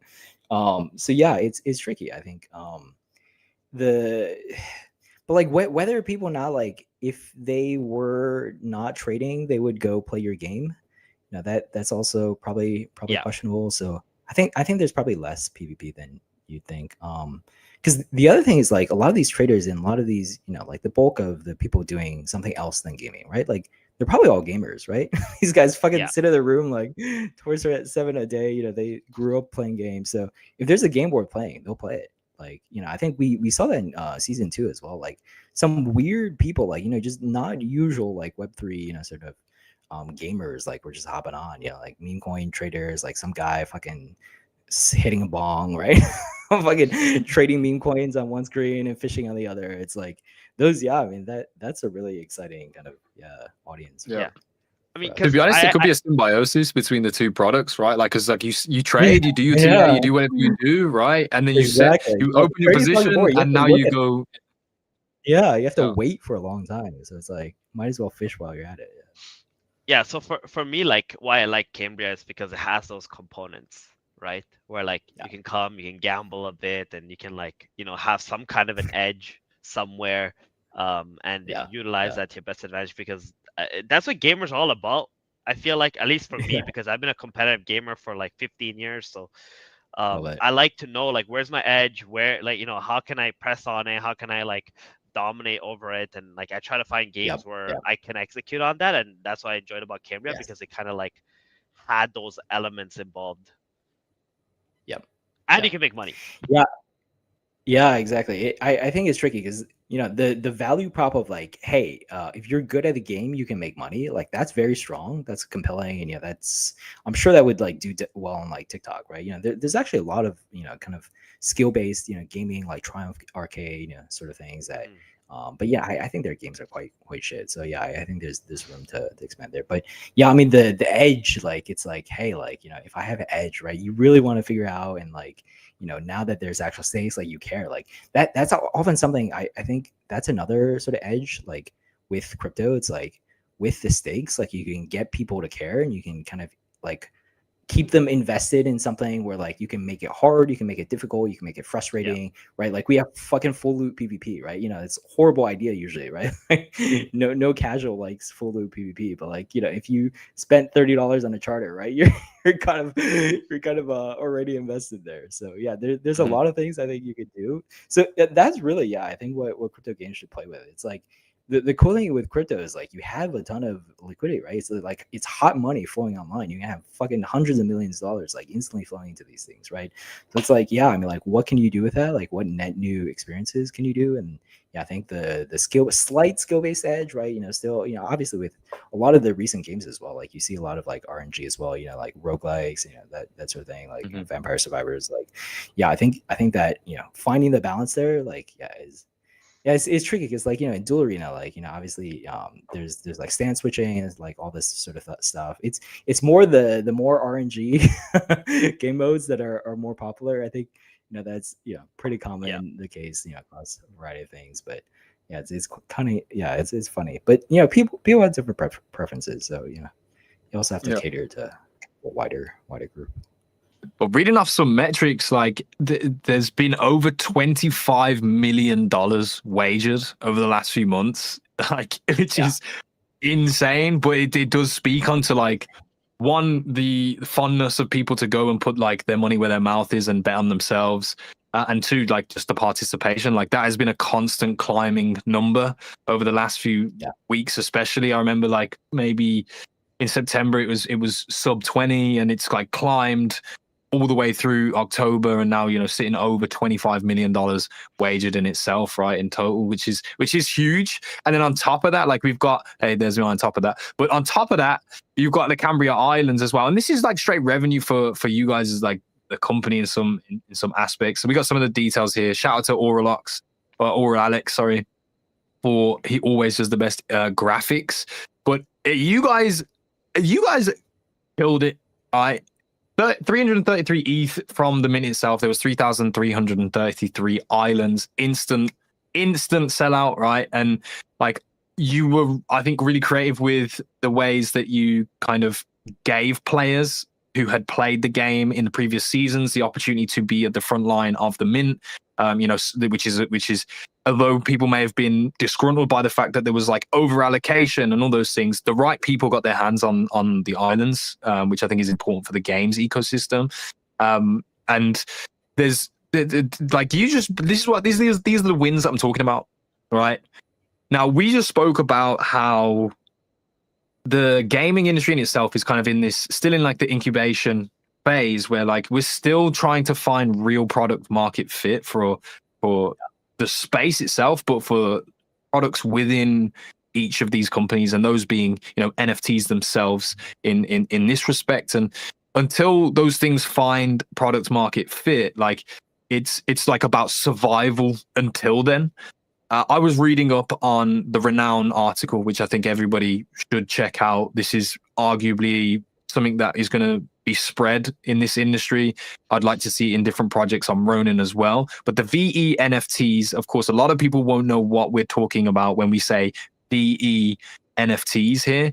This is the article I was referring to, the Renown article. But Ben, I wonder if you could give us like a first account on what VE NFTs actually are and what's the plan set out for them.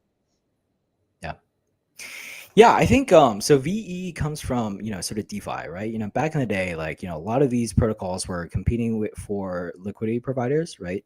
Which would often hop, right? They would just kind of be like, hey, which is the highest yield, right?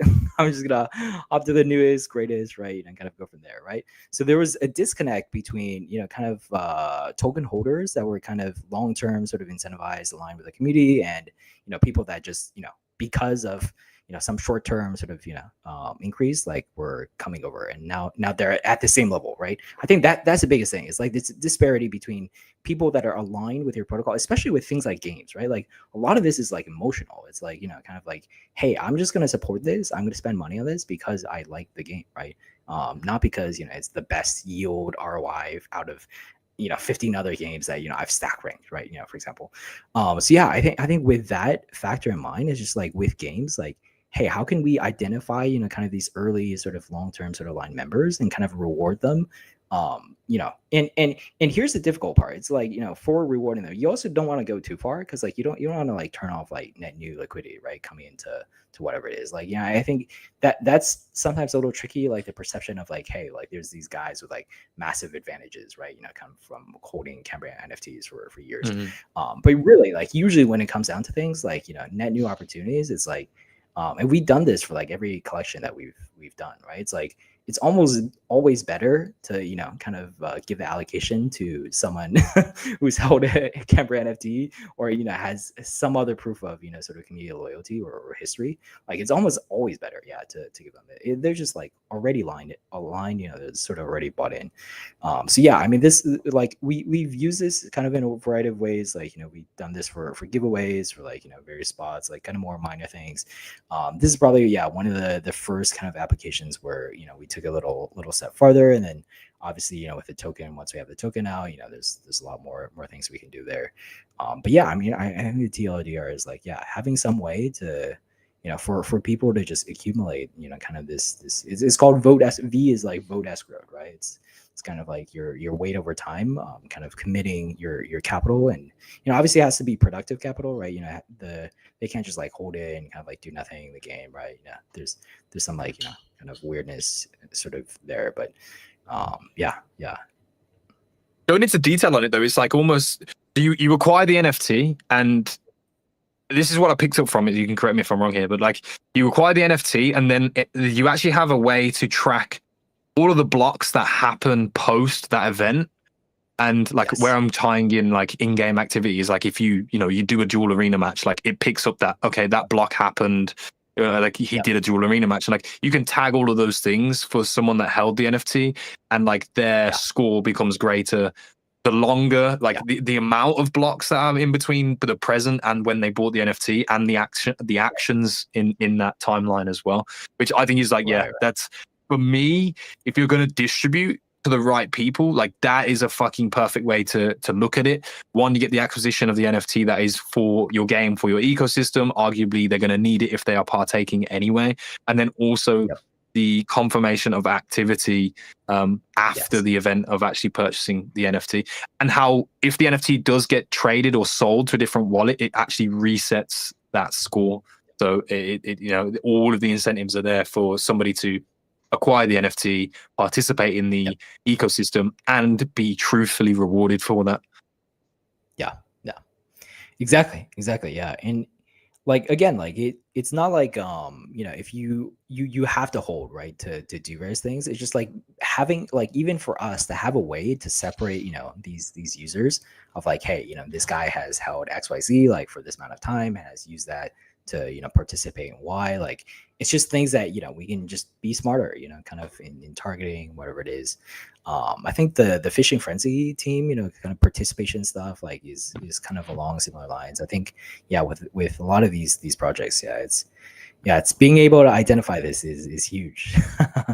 Like distribution again, of various things it's a tough problem. So you mentioned Fishing Frenzy. Are there like any other teams that you've been impressed about or like you've learned from? Because like I know you guys have really done well at pioneering this like risk to earn model. Like, is there anything that you've learned recently that has caught your attention?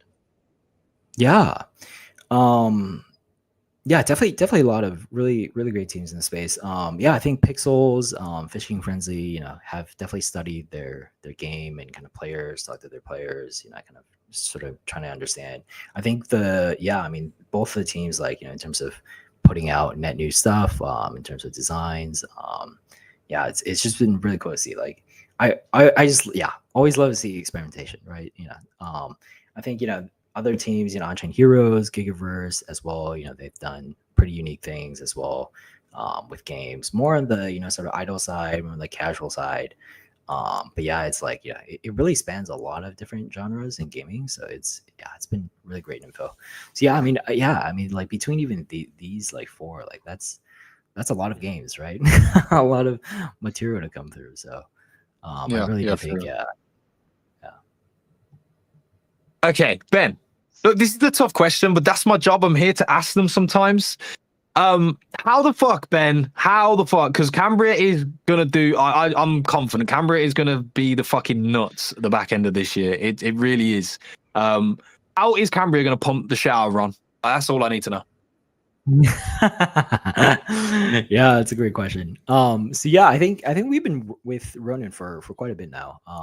I think we initially started out in the Forge program, with that batch of games, and we've kind of been on Ronin ever since. Our current cores collection is also on Ronin, so that's been quite fun. Honestly, like at this point, like I think our player base is pretty agnostic. Like there's a lot of members of our community, actually a lot of them that like aren't usually like deep into Ronin, that just like prefer Ronin. Like they like the Ronin market sort of experience, like they dislike whatever it is about other chains. I think it is kind of a good mix. Like it's tricky sometimes, like kind of being multi-chain, because so we're on abstract as well, like Dual Arena's on abstract. It's tricky because like sometimes you have like chain incentives as well, right? So for example, like Dual Arena, it's hard matchmaking sort of on multiple chains. So kind of just wherever gravity goes, like you just that's where things sort of accumulate. But I think for us, just making sure like we actually put in a lot of work, kind of just to make the game like fully compatible with, like Ronin Wallet, like Abstract Global Wallet, like, kind of all of these. It's actually harder than you would imagine. Like there's a lot of edge cases with like switching wallets, switching chains. But it's actually been cool to see, I think, like, a lot of these players, like, they'll have like their cores on Ronin, they'll hold Ron, right? And then they go to the cores dashboard, right, to stake, like to do the burn to earn stuff, or to like mint new companions, right, mint new pets on Ronin, and then they'll switch over, and go duel on Abstract or something, right? It's like it's almost like a seamless sort of experience. But the thing is, I think games should be that medium, right? Ultimately, like games should be the application. Like the game should be the proprietary application, and where the actions take place can be, can be across multiple things. Obviously, the bias is here. We've been here for years. I've ran the Ronin Radio, founded it here. This is over 2 years existence. So my bias is of course there. And jokingly asked that question, but I'm serious, bro. At the same time, I think the cool thing is that you guys have the power, right? As the game, as the product that is performing well, that has the community, you guys absolutely have the power. I'm wondering about, like, and this is gonna be really honest. And to be honest, Ben, you can tell me like, yeah, this is a little bit too much. Let's cut that one, right? But so like the last season that happened with Cambria, there was a huge impulse, and I'm gonna be candid, and Ronin knows this. We've spoken about this on the show as well. But a ton, and if not all of the volume, in a lot of regards, came from the Abstract side of the player base, right? And people were coming through on the Abstract side. We have spoken about that a lot, and we spoke about how the incentives were really on the side of Abstract, right? You were getting XP for participating there. And so my question to you actually is, now with Ronin maturing in that sort of aspect in some regards, look at like the Ronin Arcade, etc., and the wallet being built out for user profiles a little bit more. Do you think that there's open possibility for incentive drivers for users that may be agnostic, they come from different areas across the crypto space, to find themselves in the Ronin ecosystem? Yeah, for sure. And that's something I think we've been working with the Ronin team directly on. I can't say exactly, kind of what we're cooking there, but yeah, we've been brainstorming kind of with them to see, hey, like alignment wise, like, it kind of has to be like on a fair, sort of stage, right? It's like, obviously, Abstract, the Abstract XP incentives like are quite strong. It's like, like you said, right? Like on the Ronin side, like what are some of the things that, Ronin can offer? And again, like, I don't know if we can, but like it was similar to Ronin Arcade, right? You have like, specific incentives, like there's reasons to come on the chain. There's reasons to use Ron. And I think like with the NFTs as well, like, the companions, for example, right? Like that's our big kind of mass market consumer, right? Like if Cambria gets played by hundreds of thousands of players, like they're all going to need a pet, right? So I think, those collections are the type of things that, really would be that onboarding hook, right? It's like, because like the thing is like, for us, like we want to make it as simple as possible. And that's why we built, some things like our deposit modal and stuff like that, just to get, make it easy to get money from whatever chain, right? Whatever centralized exchange into the game, just buy the charter. But like once you're in, right? Like, and you're like, oh, this is a fun game, right? And you get deep into things. It's like, oh, now I need a pet, right? Yeah, I need a pet for these perks. I need a pet for whatever it is. That's where you're like, oh, like, what is Ron, right? Like, how do I get Ron? How do I get a pet? How do I buy this stuff? And like, I really like to see, kind of Ronin Arcade and sort of similar, experiments that Ronin has been doing, and we've been, I've been trying to geo as well, kind of various things. But yeah, I mean, those type of experiments where it's like, hey, like how can we align both the players, like from an incentive standpoint? Because incentives are hard, right? You can't just like give out incentives, like, and kind of just like expect it to work. But yeah, I think they've been cooking up some pretty unique stuff, I think, in terms of alignment. So nice. I think I'm bullish on where that's going to go. Let's go. I like to hear it, bro. I think a fire conversation would be you and G-Host in the same room, in the same convo, bro. We like let's see. Like back end of this year, Cambria does season 3. We get some success going on there. I'm gonna make that conversation happen, and will happen here. But what I'm gonna do now, Ben, right? We're entering alpha mode, right? Cambria community, I'm going to try and be here for you right now. We're entering alpha mode. Give us 10 seconds. That's what we're going to do, all right? So hold your horses, ladies and gentlemen.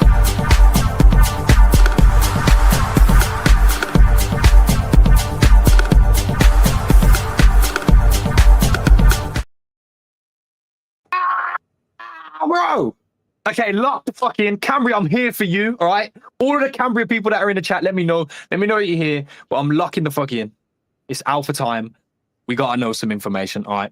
Let's jump into it. Ben, this is where I'm pressing. Okay. We haven't really spoke too much about season 3 specifically. We haven't really spoken too much about lands and what they do and the guilds and all of those fiends that are in the chat waiting for that alpha. So, as much as you are willing to relinquish today in terms of alpha, we will turn the show into Alpha Bria, and let's get into that topic of conversation. So let's start season 3. A lot of the questions always are going to be when. I don't think you're going to give us a date right here, right now. But are we really, really close? And if there is a date, Ben, just say it, bro. Put the clips. Fuck it. Yeah, we have the dates actually very, very soon here. It's gonna be announced. Because yeah, I mean we need to give the guilds and other participants, sort of time to prepare. But we're gonna have the game live this month. It's gonna be live this month. It's probably it's gonna be like we have like early playtests, like all this sort of thing. But people are gonna be playing the game this month. Let's put it at that. Hey, I just checked the date as well. It's the 11th of the 11th, so everyone make a wish. I just made a wish, and that shit's going to come true. Is it 11 o'clock, though? Who gives a fuck about the time, brother? Ooh, to be fair, it's close to 11 o'clock EST. It is. We're 20 minutes away. Will we still be live? We might be, whatever. But, okay, so lands, right? Guilds are centered around... Are they centered around lands? Actually, that's the first question. Are guilds centered around land NFTs? No, I wouldn't say guilds are centered around land. Guilds are a way to participate in the land sort of mini game. But yeah, like guilds and Gold Rush, like you don't necessarily need lands to kind of play. But yeah, I mean there's a lot of really cool things like with guilds and land that we can do. Like I don't know, I always imagine like kind of diplomacy gameplay and some of these older games like Age of Empires 2, whatever it is, right? Like you're like working out deals with like mana or like whatever synergy, like some of these deals like to quarter the market on sugar or whatever it is, and kind of raise prices, all that sort of good economic sort of make it happen. Play. So that shit's funny. That shit's cool. Yeah. And I think you guys have a core community that will buy into the lore of that for sure. Make that shit happen. Yeah, sure. That's gonna be fun. Yeah, I also want to see like so basically with the size class, if you have a T2 plus island, it can support guild facilities. So yeah, I mean with like last season, we had like the guild hall that was in the capital that like a lot of people just like sat around the table, right? On the fireplace after a big run, they're just chilling there, or they had like guild meetings there. That was just so cool to see. And I definitely want to see more social sort of activities like on guild islands, like just people hanging out, guild hall, like constructing resources, just having fun, man. Yeah, for real. I'm looking at the tier 2s actually right now on OpenSea. Obviously, mint price was 0.1. They're roughly just above that mint price right now. So, like, if people are interested, what would you say to people who are interested about acquiring an island? Maybe they're in the ecosystem. Maybe they're looking to dive into the ecosystem. Like, what would you say about islands is like that selling factor? Why would you go and get one? Yeah, I think it's a perfect time to get in. I think with islands, it's really a long-term play, right? We're going to be developing this mini game and like the corresponding functionality, for a long time. And really, the core thing with islands is like there's a limited supply of islands, right? Only 3.3K. But like obviously we want like hundreds of thousands of islands, right? To support the hundreds of thousands of players in the future. So they will be creating islets. So if you imagine games like Albion Online, you can just spend some silver, right? Get your own sort of island. That's what they'll be getting. They'll be paying the silver that gets distributed to landholders. But yeah, I mean they'll have to find an NFT island to join. So like the islands are like I think the art, like the little small island, might mislead people. Like islands are fucking huge, right? Like even these tier 1 islands, like all of these like could potentially have like tens or hundreds of other sort of island players that are basically tethered to this main island, right? And they use the island for its refining facilities, for its docks, right? Like to get to your player-owned islets, you have to like go to the main island and then kind of take this other portal that takes you to your island. So yeah, I think islands as communities and kind of like using those communities to kind of for an island community, right? You also want to attract more island holders, right? So maybe you're like changing your taxes, maybe you're doing some like direct recruiting with your friends to be like, hey, like come play this game and join my community, and then like the next time you're farming whatever, kind of after playing Gold Rush, like I'll see you on the main island, so to swear, and while you're refining or something. So yeah, it's really that kind of like we see this as like huge hubs of potential future activity, especially social activity, and then obviously with the economics, there's a lot of layers to things. But yeah, I mean it's it's pretty ambitious, I think, some of the stuff we have cooked up. So Facts. Well, I'm excited for it, man. You want to tell them about your experience of what happened with your land? oh yeah, no, what happened? I already said at the start of the show, like we had whitelist. We were like, I'm trying to think. We were actually, I'm gonna be candid. I'm always candid on the show, but I'm gonna probably say things up as a business and a founder is probably not wise to say. But we were actually having a business meeting and discussing and editing. No. We were editing a pitch, right? We were pitching to a company about a sponsor deal. So we were editing that and we got so locked in that it was like 2 minutes past the mint time when it began. And I was like, oh shit, we gotta go mint. I ran to OpenSea. And the mint was already the mint didn't exist anymore. The mint was already gone. We were talking 2 minutes, and I mean, I guess this is crypto. You got to be there on the moment, like with all the tricks and tools of the trade, where you like pre-load a transaction or whatever. Like that's how locked in I should have been, and I wasn't. And I was so gutted because we didn't get a land at all. So that's how that went. But shout out to everybody that did get a land. I know it was heavily Cambria community, so you guys deserved it. So that's just the way the cookie crumbles at times. Ben, I feel like we could have we could sit here for a few hours, bro, and have a lot of conversation. You've got a lot of experience in this industry, really interesting moments of time as well. I'd love to know more about like the Ronin Forge, etc. But of course, this is a single show, and you and your team will be busy too. I would like to bring you back on towards the end of the year after the release of season 3 at some point. So hopefully we can set that up for sure. But leaving the floor open for you now in this stance, like anything else that you'd like to communicate across to the Ronin Network, to the people that are viewing, to the Cambria community, what is happening with Cambria right now and what should they be doing? Yeah, so some pretty exciting things coming up. Like, I think we've had a lot of announcements, but time to actually ship games. We have, obviously Duel Arena currently live. Gold Rush is coming pretty soon here. I think it's pretty fun, season 3. So I mean it's gonna be on for 2 weeks. It's gonna be a blast. So definitely come check it out if you've never played. If you have any thoughts, like if there's anyone watching this that guys new to Cambria or looking into things, like feel free to send me a DM. I'm on X as Cyberpunk at Cyberpunk. We have a lot of docs, or reach out to Logic as well. I think the Cambria community is great. Like I think. I mean, maybe our holders chat's a bit of a nightmare. Like these guys are fucking trolls. But I think if you're genuinely looking for kind of someone to help guide you through the ecosystem, like a lot of these guys would be happy to help. Facts. W's. You guys are gonna have a presence as well at the YGG Play Summit. So if anyone's going to the YGG Play Summit, make sure you check that out. Who's your rep going there? It's Logic, bro. Is it Logic? Oh my goodness. Yeah. This is what I said. I was like, yo, I haven't linked up with Logic in his fucking homeland, bro.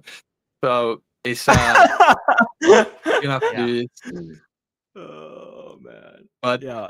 anyway, I'm bullish. Yeah, it's I'm locked in. buzz. I'm waiting for season 3. I'm going to participate, bro, because last season I was like, yeah, let's do it. And then I missed like a few days and I was like, this is really hard. And Yeah, dude.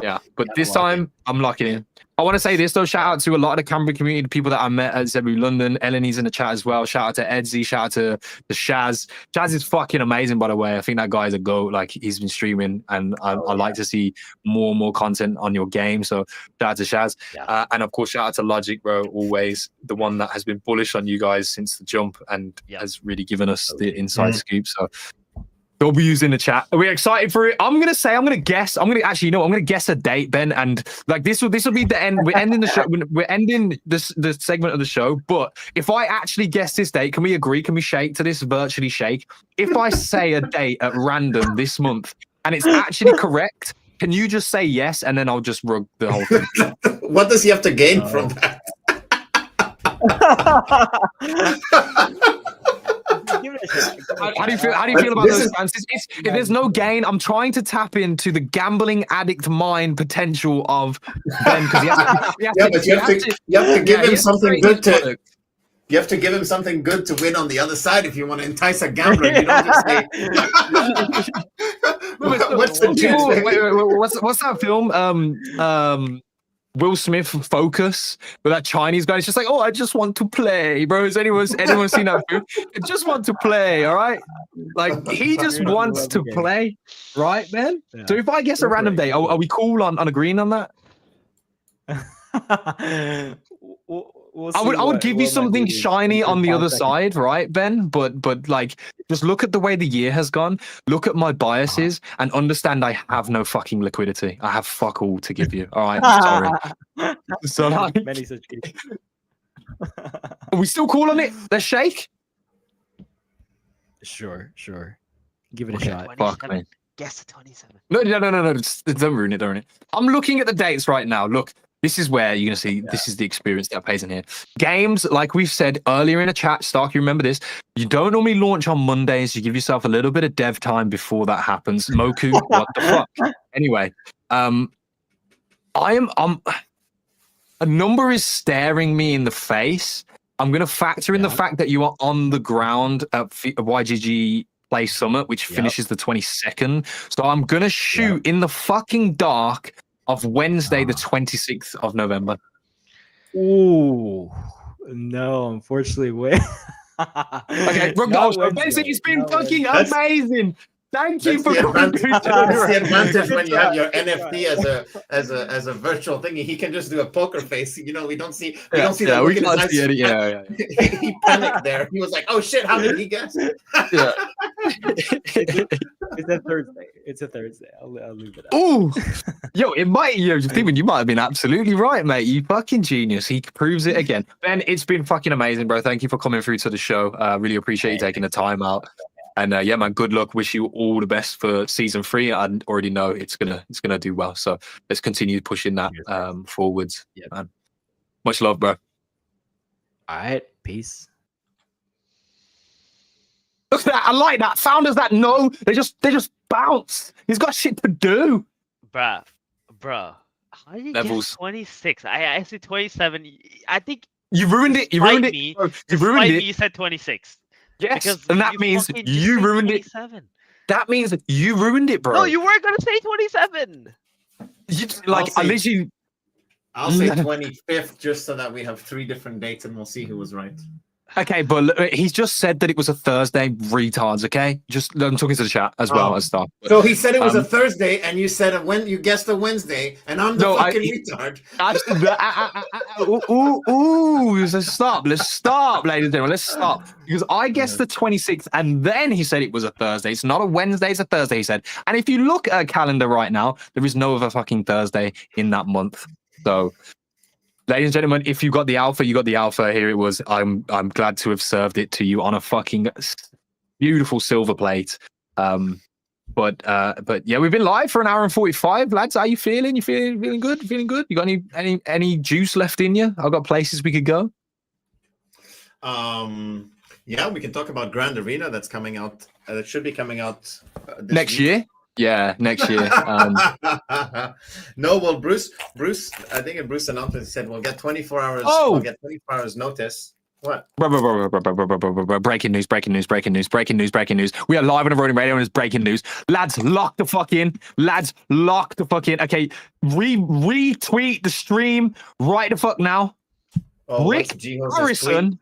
from Gold the fuck? Silver Porn from Porn Stars has just tweeted a YouTube video saying gaming for real money. Rick explores Axie Infinity with G-Host. Bro, we're watching the video. It's a live fucking watch. Bro, Do it. you know what's crazy? Yeah, I was doing the Ronin arcade thing, and it directed me to the Axie website, and I saw this. Whoa. I saw this like half an hour ago, before it was live.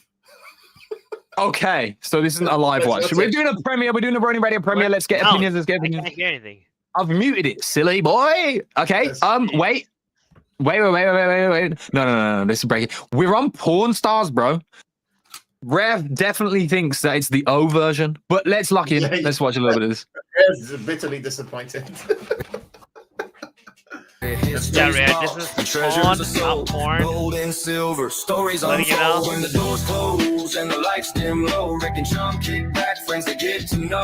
Gold and silver Wait, is this the by day, intro but at night, music my now? This is the worst fucking intro song I've ever heard in my life. Just What fire the them, fuck? remake it, just do something about that. But anyway, I let's go. think. Welcome to Pawn After Dark. Today we have a Okay, do you want to say something? Because like I don't think the Yes, audience and then is I'll together. shut up. I'm sorry. I believe they met at Trump's inauguration. G-Host and the guy from Pawn Stars. I remember seeing a photo. So that's it. Bro said, "What the AI song?" That's right. Facts. We are locked in. This is G-Host on a fucking podcast with Rick Harrison from Porn Stars. very interesting guest, Jeff Zerlin, co-founder Hey, my boy, you know. My boy on the Damn. big screen. of Axie Geo. Infinity, Ronin as well. A whole list of things to talk about today. So how you doing? Yeah, I'm doing well. It's surreal to be here. Thanks for having me. All right, so some guy who is I don't know shit about all this online stuff, like Pokemon stuff. And so, what exactly that is one way to start a podcast. I like that. Shit about shit this about all this stuff. online stuff, like Pokemon stuff? So, what exactly is Axie Infinity? So, Axie is a game that we built to introduce people to blockchain.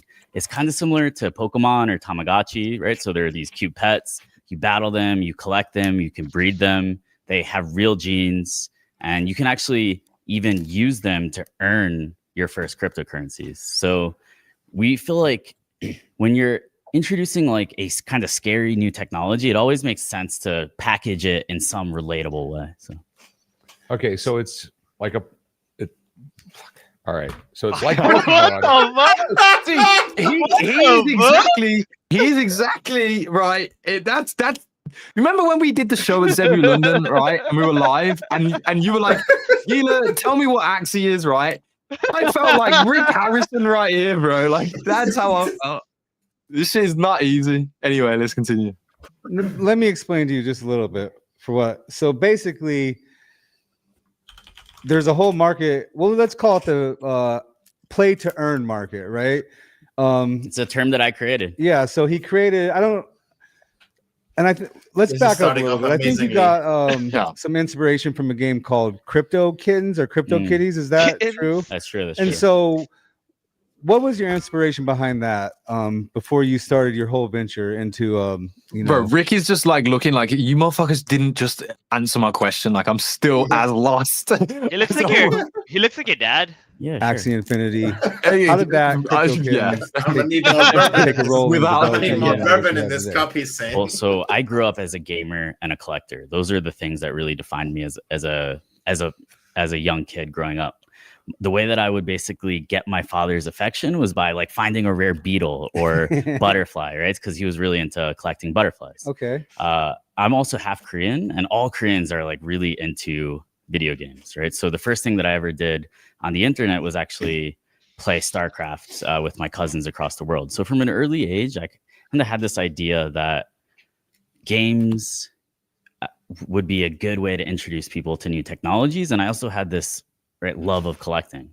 So I always kind of thought that crypto was boring. But in 2017, December, I discovered a game called CryptoKitties, which is basically a digital cat breeding platform built on top of Ethereum. I feel like he wanted to describe what Axie was about CryptoKitties, and he's like, wait, I can't do that. It would not look good. So let me rephrase that. It's cat collecting. Okay. I caught that. I caught that from Jeff there. I can see what is going through his mind there. And it looked kind of crazy and stupid, but if you looked at it a little bit further, you could see that, okay, these are actually digital collectibles that have property rights attached to them. You can buy them, you can trade them just like a physical collectible, but you're now able to do it on the internet. And for me, that moment really,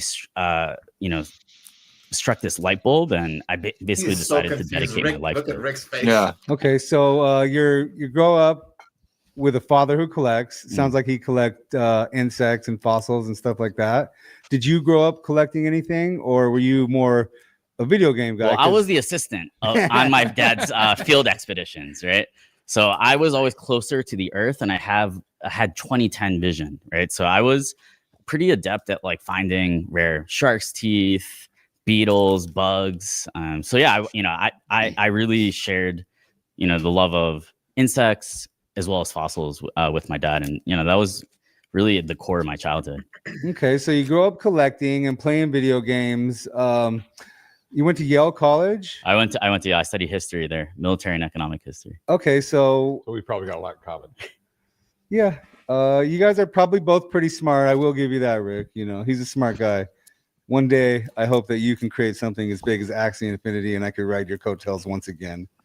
We can talk about it. We can talk about it. There are things that you guys could be doing in the digital realm, like a digital pawn shop, right? Now that digital items have this ability to be transferred. Wait, pause. You said there's a lot of things you guys could be doing. Because they aren't doing it, but they potentially will be doing it. And he's wearing a Ronin shirt. Yeah.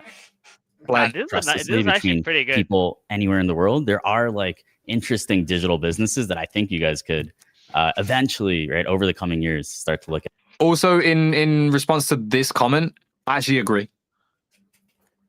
We do need to move past, like, nobody fucking knows what CryptoKitties is. I don't Like, even know what CryptoKitties is. Yeah, like you're paying homage to a product that definitely inspired the movement, and probably because of how fucked up and ancestral this industry actually is when you go back to its origins.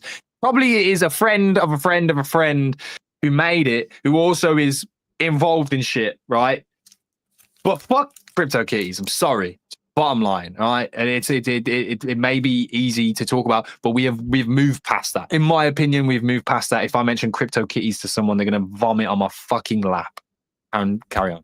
Yeah. So, do you think if we were going to create a digital portion to the pawn shop, would we be strictly digital, or would we do like how they'll attach an NFT to a physical object itself, and like sometimes they'll sell shares of it. For example, like Logan Paul sells all the shares to his, Pokemon Illustrator. Do you think we would open up like a online digital pawn shop that has just like NFT collectibles, or do you think we attach it to? I think there's opportunities for both. You are seeing basically, right, like people exploring NFTs that are backed by Pokemon cards right now. There's also projects that actually do have a pawn shop model, right, where you basically will deposit an NFT and pay an interest rate on it until you basically repay the loan. And you're able to, through crypto technology, set up this contract in a way that basically functions effortlessly without, you wouldn't have to hire anyone to operate it. And you guys could potentially use your brand to kick something like that off. I think this is a good idea, Rick. Well, no, you guys grew up with video games and everything. I was like 10 years old, okay?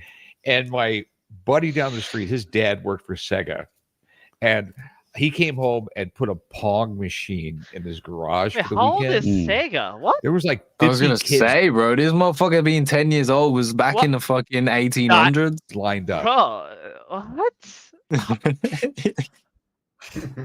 Nah, he's making shit up now, man. Nah, there was no video games. Shit Out up there. I mean, we were all like oh, and you're like, What? yeah. No, I mean, like, we played pinball machines and like, Isn't he like 80? we were feral. We just, no kid was allowed inside the house during the day.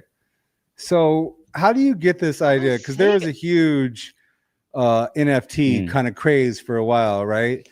And where does your idea come from? Gio's look so Like, serious. what sparked your idea Crazy. to create a game that would be, play to earn? Intimidated. Bro, he was there. Like, Geos is locked the fuck in, bro. Yeah, he is, bro. He is. He was locked the fuck. He knows. Like, thing is, Richard Harrison here doesn't know what the fuck is hitting him in his face. Like, he doesn't have a clue, right? Yeah. But Geos has probably come to this podcast with the strategy on lock, bro. Like, this is already like step 17 in the strategy, right? So he's locked in, bro. Yeah. So first of all, disclaimer, I actually discovered Axie as a community member. I discovered it and thought, hey, like, I can add a lot of value to this project. Let me start trying to help them out because I liked the art. I thought that the art was beautiful. And then, hey, like a NFT that you could actually battle, that you could actually evolve over time. These seemed like interesting use cases. So I decided to basically help. And when we created a company a year later called Sky Mavis, that's actually when I became, got this title of co-founder. But I want to be very clear that I actually discovered this while just looking for the next thing after CryptoKitties, because CryptoKitties had a moment. It showed that it could onboard a different type of person to crypto, a gamer, a collector, but it still had some issues with the economy, right? There was too many cats. There was basically inflation of the cats, right? So we fast forward to 11.8 about like 8 now million we're Axies, but yeah. thinking about play to earn. Where did play to earn come from? It was like, can we take this idea of proof of work where in order to create a crypto, you need to actually do something. You need to actually put some time and effort into it, right? That's like Bitcoin mining. What if we could do that through a game? Because when I'm not an engineer, right? I'm not like a computer person. So when I first found out about Bitcoin, I was like, why should I buy it from the miners? Why can't I also like mine it myself? Yeah. So I thought that this could be something that a lot of people in the world kind of feel like, oh, but maybe they would be interested in using crypto if there was some way to kind of simulate that mining and earning of cryptocurrency. So like basically the more you play, the more crypto you earn. Yeah, it's kind of right. Like the more you play, but you also need to be good at the game. You need to make good decisions. There's like there's a free market aspect of it, right? Where it's almost like you're running with Axie, right? You're running this kind of like digital dog breeding business, right? Where you can actually fight them. So there's that way to play the market. You can also like get really good at the game and win tournaments and things like that. All right. Sorry. So as you're breeding your creatures, your dogs, they're getting more crypto attached to them, and that's building your wallet. Can you explain like a little bit? Yeah. So how that works? Yeah. So Axies can be used to like complete quests, climb leaderboards, right? So you actually have to use them. Back up. What's an Axie? Axes, you're talking to computer illiterate. Sorry. He keeps all his money in the bank account. Axies are kind of like Pokemon, right? Pokemon. Right? Yo. What? The meme. I love the meme. He memed on him. So I'm sorry, Gios, but yo, Bro, Gios had enough. He had enough. He said, I'm gonna fucking I'm gonna speak in a way you understand me, bro. He said this is the way that Richard Harrison could understand him. This is actually. Can you rewind? Can you rewind? I want to hear that again.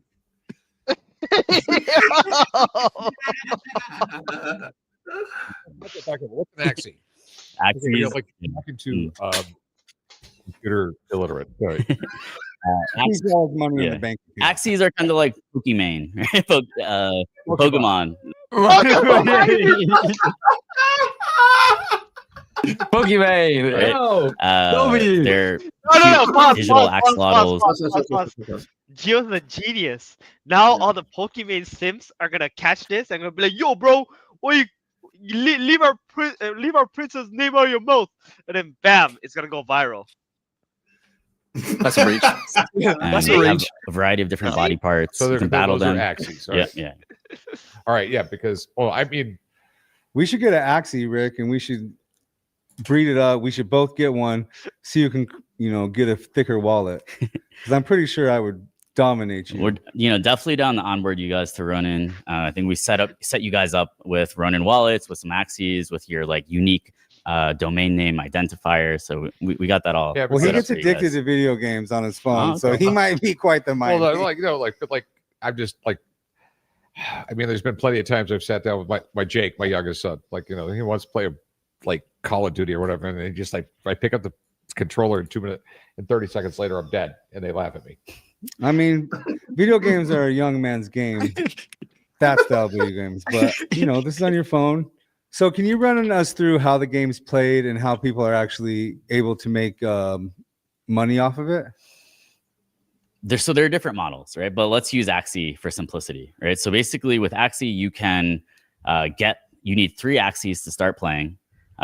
Different Axies are strong. So in how do you get different the ways. Axies? You have to buy them on the Axie marketplace, which is basically a marketplace for NFTs online, right? So you use a crypto wallet to interact with it, and you're basically able to buy an Axie from anyone, anywhere in the world using crypto trustlessly without having to like. So they're not trust actually them at buying all. it from you; they're buying it from other. Yeah, players. that's kind of the crazy thing about this too, right? Is like the players actually own their assets, and there's the secondary market, right, where they're trading with each other, and then our business model is basically just taking this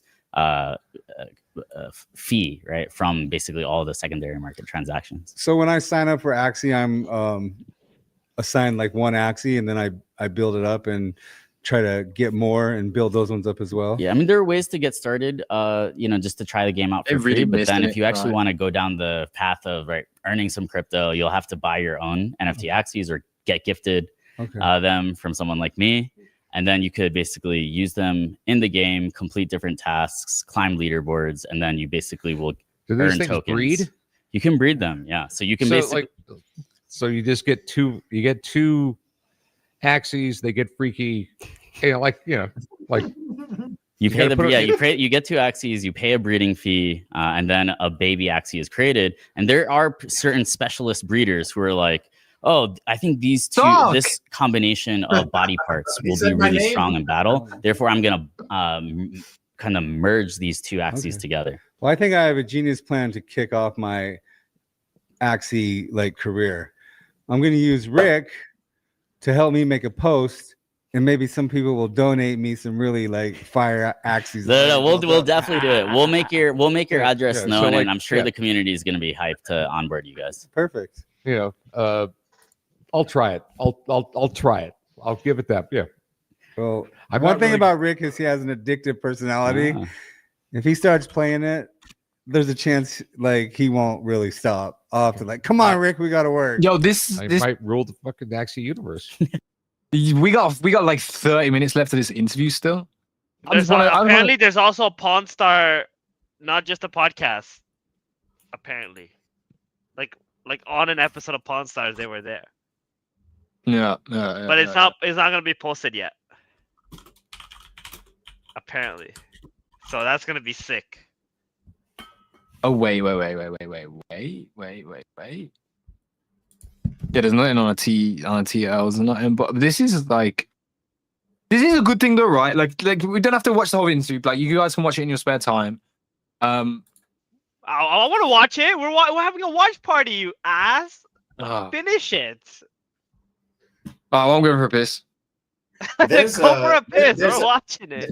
There's a post of Pawn Stars with Cloud White, and he talks about a Mystic Axie that has 7 views. That might be it. I'll link it. Put it in the. I put it in the private chat. Yeah. It is a digital collectible NFT, an Axie, a Mystic Axie from the Axie Infinity game. Hold on a second. Told right there. Job. Is an Axie? A Mystic Axie from Axie Infinity. Are you familiar with that at all? I am. These things Wait, is That's that your my Axie That's Stark? my mystic. That's my fucking. Wait, that's Stark's Mystic! What the fuck? The Why Sky is your Mystic Did you there? buy it from Pawn Stars? Mavis What Mystic the Axe. fuck? Yo! Yo, wait, Stark, Wait, Stark. Stark's Mystic is on Stop fucking sharing your Pawn screen. Stars! Share your screen, Yo! bro. My mystic was on Pawn Stars. Yo! Wait, as soon as I saw it, I'm like, hang on, I remember this Mystic. With the mushroom and the turd? What the hell? And the Sky Mavis eyes? Oh my gosh. Wait a second. Wait, so who did you buy this from? The market. Right? Yeah, I bought it from I forgot his name. Wait, he used to be a content creator. So then, how old is this video? I don't know. I can't tell. Wow, Crazy. the emotion there. Yeah. Crazy stuff. Yeah, Muke just said your Mystic is now more famous than you, Star. Yeah. Yeah. All right. Well, we don't need to prove it. It's in Stark's wallet. Whatever. It's fucking there. Okay, we're going back to the watch party. I'm going for a piss, but feel free to comment. Okay, go. Just go. That would Okay, be okay, there we go. Emperor Rick. Okay, that's always My been worst grace. nightmare. Emperor Rick. Oh. Okay. But there are think you could different do ways it. to play Axie, right? There are some people where for them they just want to collect the rarest ones, right? Mhm. So there are Axies that were born in 2018, which is basically the year of Foundation, right? And those original Axies, right? They called Origin Axies. There's around 4,000 of them, right? They sell for thousands of dollars. The Mystic Axies, or even like a rare subset of those Axies, are like the PSA 10 Charizards of our world, right? They're like Okay. and one just sold for $46,000 4 days ago. I was like looking up the data.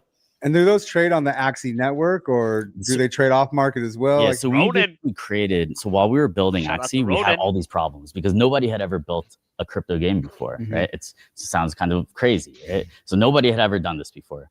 So while we were building Axie, we actually had to build a lot of tools and infrastructure in order to basically allow a crypto game to even be possible. And we turned that platform, that suite of tools, into something called Ronin. So now, right, we have Axie, but we also bring other games to market. Okay. so I mean, like, okay, so like, I know a few years ago, like the NFTs went to the roof, and then they crashed. Is the market like found an equilibrium at the moment? You have this in He knows all probably about a lot that. of What? collectible markets. I've seen so many booms and Yeah. busts in my life with collectibles. Yeah, and so I think people got overexcited in 2021, right? It had only been 3 years old at that time, and a lot of funds were raised, a lot of promises were made, I mean, I and didn't a see lot of projects have failed, right? there wasn't a lot of built-in utility in a lot of that early Yeah, stuff. that's what right? we're really focused on, right? Like NFTs that basically get better as you battle them, that can be used to earn different crypto, that basically form like the social network where you're Yeah. able to meet friends from all over the world. I know people who have met their significant others, their wives, right? Like in our community. So Yeah. So when you I mean, you guys, I mean, like I said, I don't know any of this stuff. So like when you're battling people online, can you lose your Axies?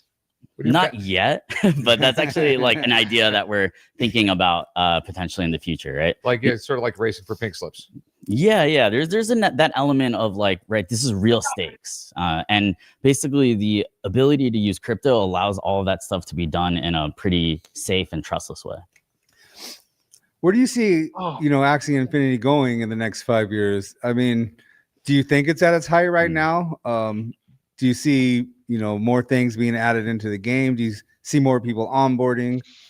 So, as we were saying, there were a lot of teams that. That's the question I come back to. Dude, he actually has promises. pretty good questions. Like, okay. I'm not going back. Yeah. In 2021, They were asking they about like, failed to deliver. how is the market doing? Like, it blew up, and then now, like, is it coming back and all that stuff? And then he's like, he's talking about how it was like in a bubble, and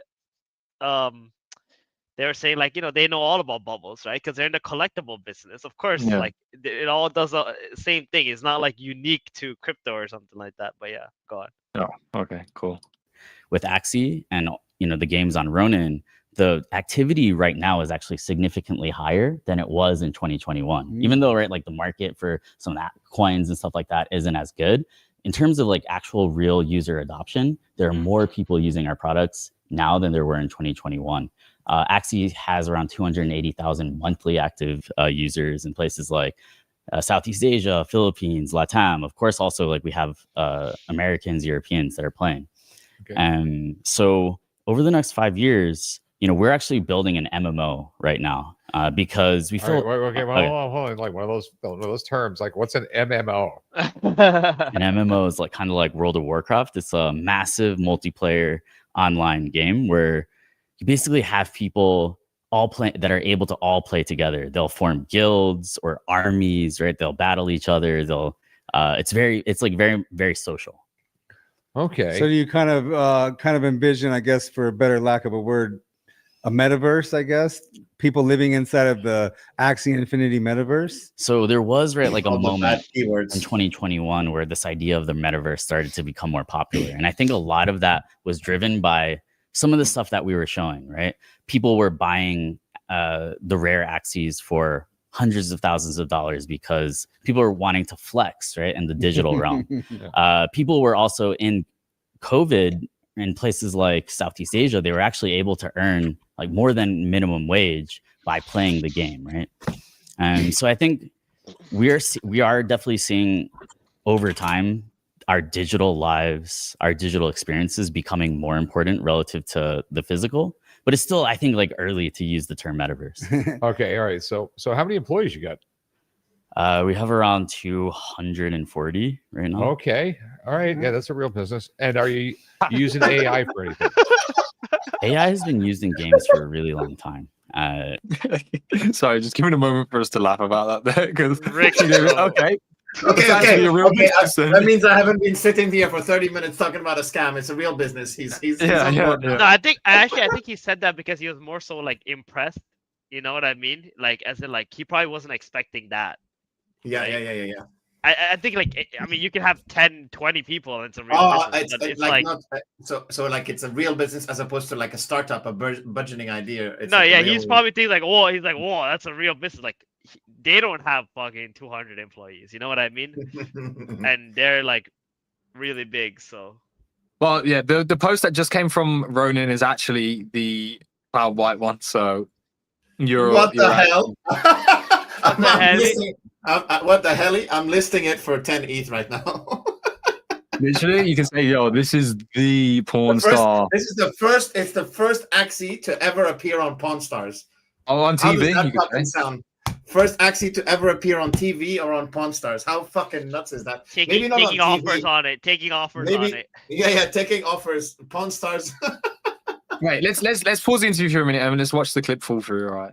It's a Pawn first. It is a digital collectible NFT, an Axie, a mystic Axie from the Axie Infinity game. Hold on a second. Just hold right there. Chubb, this guy has an Axie? A mystic Axie from Axie Infinity. Are you familiar with that at all? I am. These things can go for a lot of money, Rick. This one is very rare. It is a Sky Mavis Mystic from Axie Infinity. The Sky Mavis Mystic Axie is one of the rarest Axies in the entire game. I believe there's only about 34 examples of this specific trait within the collection. Rick, if you get this, you might even grow some hair. I don't think that's going to make me grow some hair, but like, are these desirable? They're pretty desirable, especially when you get like to a mystic like that. This Mystic Axie can be used within the Axie Infinity ecosystem. Look at his hat. Look at his whether hat. it be the battle game or the land game. What are you looking to get for it? This particular asset, I'm valuing at. But to be continued. To be continued. No, I want to see the rest. I want to see who's the professional. How exactly do I set up a Ronin wallet? This wallet has been downloaded over 18 million times. Wait, Gio is the professional? Okay, so first I you love set it. up the Oh, App this Store is so and good. set up the Ronin wallet. There it Yeah, is. so good. What the All right. fuck? Get download. All right. So the key next step is you're going to be prompted to create What something the called fuck? a seed phrase. Think of this A as a seed super phrase? secret Holy shit, we're password that you can't let onboarding anybody get. IRL, So bro. what This you're is going to want awesome. to do What is the fuck? write the seed phrase I actually down love this. on a piece of paper and keep it someplace safe, away from trouble. No I can wonder write he these said it's a down for big you. fucking week Okay. this week. All right, write these down. real quick. All right, well, welcome. So now that you have this wallet, you're going to be able to use it to store your NFTs. Bullish. You're also going to be able to store crypto and send it to anyone, anywhere in the world. That was way easier than I thought. Yo! All right, so I guess I am now officially part of the Ronin wallet. This is gonna be on the community. show. If you really want to be a part of the community, you got to take this Mystic Axie right here and send it to my wallet. I'm not going to send anything to you. You're like those people who call me up all the time, tell me that my social security number's all messed up. Not going to happen, dude. Thanks, Ben. I really appreciate it. All right, thank you, But Jeff. did they buy the Mystic? No. No, it was a summer actually, but No, there's more to it, right? I think there's more to be continued. yeah, well, it's not under the post. Okay. What the fuck? All right, out well, of out of the 12 million axes they could have picked, they picked one I bought 3 weeks ago. Yo, What are that's the so fucking sick, odds? though. That's crazy. Yeah. Bro, Most you can have definitely. the porn star Axie. There's so much lore that you can create behind that and confusion. Yeah. Okay. I did. By the way, what the fuck? Are we finishing this interview then, lads? Yeah. Yeah. Yeah. Finish Go. Our digital experience is becoming more important relative to the physical, but it's still, I think, like early to use the term metaverse. Okay, all right. So how many employees you got? We have around 240 right now. Okay, all right. Yeah, that's a real business. And are you using AI for anything? AI has been used in games for a really long time, right? It's just kind of trendy now to talk about it. But AIs are powering bosses. They're powering a lot of the. It was probably powering your Pong game back in the day. There's a lot of things that are powered in games by AI. I think in the future we will have potentially these like pretty like super sentient or super intelligent AIs that can help us do things like balance the game economy, right? Like come up with ideas for how to fix certain problems. All right, now here's something. Could like AI play the game? Potentially, there will be successful games that are just built for AIs, and people might like build AIs to battle each other in those games, and you see who's like they the can best. do everything like super fast, and like they would like maybe do. Yeah, I'm just wondering if that's Yeah, I mean that's been an issue almost in gaming actually for decades now, where people will build bots, which are kind of like a primitive form of AI to basically try to play the game for them. All right. Yeah. Not that. Yeah. So God, it's just. I mean, this is all way above my head. This is like like I'm a cowboy looking at the space shuttle. How did you feel when you guys hit $1 billion, in cap? That had to be like a special moment, right? So, I mean, there were a couple of billions that we hit, right? We hit $1 billion in revenue, I think around like August or September of 2021. We hit $1 billion. Axie was worth $1 billion as well in 2021. It's now worth around 800, 900 million. Let's rectify that. When those things are happening, honestly, right? Like you're just flying around fixing problems, right? Like your servers are on fire, people are complaining, your support desk is overrun, right? So when you have like massive traction that's going exponential, maybe you guys have like probably experienced this with the show when it was first going off, right? It's just like everyone wants to get in contact with you, everyone wants your attention, everything is like burning, and there's like a ton of stuff that's kind of like trying to fracture your attention in a lot of ways. So you don't necessarily have like a moment to sit back and say, wow, like we just really did that. Is there something you like to do to take a moment and sit back from the chaos of building something this massive? Do you ever get an opportunity to relax a little bit here and there? I mean, I'm very luckily and happily married, so I would say that that's been key for me. Okay. All right, Rick knows all about that. But it's definitely something. It's definitely saying something, because like I think probably 99.9% of the NFT companies went on his finger up like by 22, 23, and you're one of the survivors and like kind of thriving now. Yeah. But do you do anything besides? You got any like hobbies? Go skydiving, ride dirt bikes. He's a workaholic like me, Rick. You were. You know, I mean, you're I like to be called a workaholic. I like to read. I still collect insects with my dad. We just discovered a kind of a state record for a certain butterfly, you know, last year. So we're still going out in the field. That's, you know, so spending quality time with my dad via our shared hobbies. Yeah. I'm a huge Mets fan. Shout out to Steve Cohen. Sorry if you guys aren't. Well, baseball season just started, so you're gonna get to yeah. a game soon, right? So yeah, I think like baseball, you know, my kind of hobbies with my father, spending time with my wife. It's kind of what I'm doing. Well, you know, we all like to relax and unwind a little bit, but it could be it's hard to find time when you're doing something, you know, as crazy as this and such a large market. It's one of the things that, you know, we were talking about that I found interesting is you said that you guys like have like a audience, right, in the Philippines and South America and stuff like that. I was kind of surprised because we met at inauguration. I posted a picture of us and like everyone in our community, right, like even the ones who weren't American knew who you were. Yeah. Oh, it's crazy. Like you know, I do commercials all over Latin America. I've done them for Asia. You know, you're about to do one down in Mexico right now. Right? I hope so. You know, let's not ruin it before it starts. But yeah, I hope so. No, I mean, but I do a lot of stuff in Latin America, and you know, it just we're popular. It's fucking crazy, you know. But because when I started this show, I was hoping for a season or two, and then, you know, it just blew up. I think it's all because of Chum. Everyone loves Chum. I think collecting is a universal human desire. There's just something about collecting and the relationships that are formed via collecting. Like for me with my father, but then also my father has a huge network of butterfly collectors that he's hanging out with, right? So I think there's just something universal and human about it. You know, one of the things that many of our community members wanted to pass along to you, Rick, was that, you know, Pawn Stars got them through really hard times or helped repair relationships with their father or different family members, right? So I think like what you guys do means a lot to so many people. It is. I hear that all the time. People like watch Pawn Stars. I got memories of watching Pawn Stars with their family. So do you? I mean, like besides the butterflies and the insects and the fossils, I mean, like you're that age group. Do you collect Pokemon cards too? I still have I luckily saved my Pokemon cards during COVID. So I went to my parents' house. I was kind of stranded there. And I was like, where, you know, I heard that they were pumping. Right? So I'm like, where the hell are my Pokemon cards? I need to go see if, you know, maybe I made some money. So I went downstairs, found them, rescued them from the basement and brought them upstairs. And yeah, you know, I have like a shadowless Charizard. Oh, wow.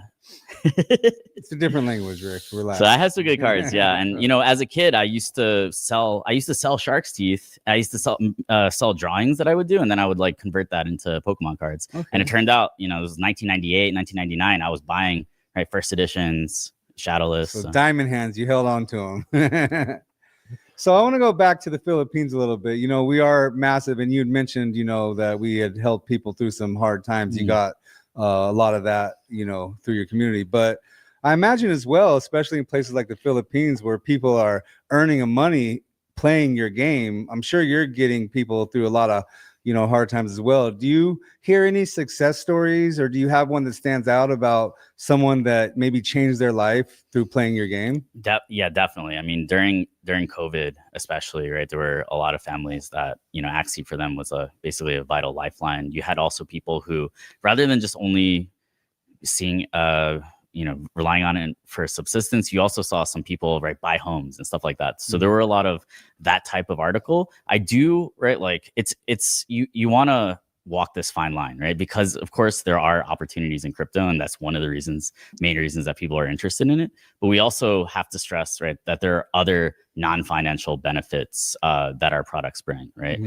So, you know, meeting people, learning about a new technology, right? Imagine if you were basically playing a game that taught you how to use the internet in the 1970s, right? That game would be bringing value to your life, regardless of whether you're able to make money from it. So it's a modern version of Oregon Trail. That Oregon Trail was a game that introduced many to the computer, right? Yeah. So And I hear like a reoccurring theme is community. And, you know, I agree with you. Community is huge in the collectible market. A lot of my friends are, you know, I do in Pokemon a lot. I play Pokemon, the card game, not the video game, but a lot of my friends are Pokemon collectors or Pokemon players. And, you know, I found a whole network of people to relate to that I normally, you know, might not relate to through another part of life. Do you still play Pokemon Go? I play Pokemon Go a little bit, but, you know. I think like the internet and the fact that people from all over the world can talk to each other and stay in touch is so big for the collectibles market. I think it's like been a big driver of this thing. It used to be that people were confined to their homes and their towns, right? And they would hang out with the people in their town, but it would be, if you have a kind of a niche or an obscure interest or a hobby, really hard to find like-minded individuals. Maybe you go to a trade show or something like that. But now, right, there's this global 24/7 community that you can tap into and basically, right, always be surrounded by people who share your passions and your convictions. Okay. So, I mean, like, so where do you see the game like 5 years from now? Because like, you know, my philosophy of business has always been evolve or die. You know, so I mean, you got like big plans to like roll out more games or like massive, you know, have. Here we go. This way tools are running. You can do on. Yeah, for sure. So the way that we see it is first we built Axie and we built the tools to allow Axie to prosper. Then we brought those tools to other games and saw case studies where by integrating our technology, the Ronin network, games like Pixels, which is kind of like a farming simulation game, saw exponential growth. And now we're also like starting to introduce people to non-gaming applications of crypto, like, you know, how to get a loan on the blockchain, for example. So our idea is to basically, right, become this platform for people to build games, but also other types of consumer applications and onboard everyday people, not like nerds, not computer people, but everyday people to the tech. And a lot of people say this, right? A lot of the companies that got fundraised and funded in 2021, 2022 said this, but we actually have done this, right? We've actually done this millions of times. The Ronin wallet has been downloaded 17 million times, right?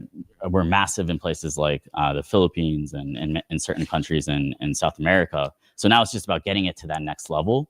And you know, I think it will take some time. We just had the administration come in and they're making crypto a priority. So yeah, no, so like, well, no, I mean, 200 is a lot of people, but it's still like there's tech companies out there with 100,000s of people working. So like, you know, no, because I don't know a lot about crypto and everything, but you know, it's fraud. I mean, the main thing about crypto is fraud prevention, because I don't exactly understand how it works, but I know governments are dealing with it.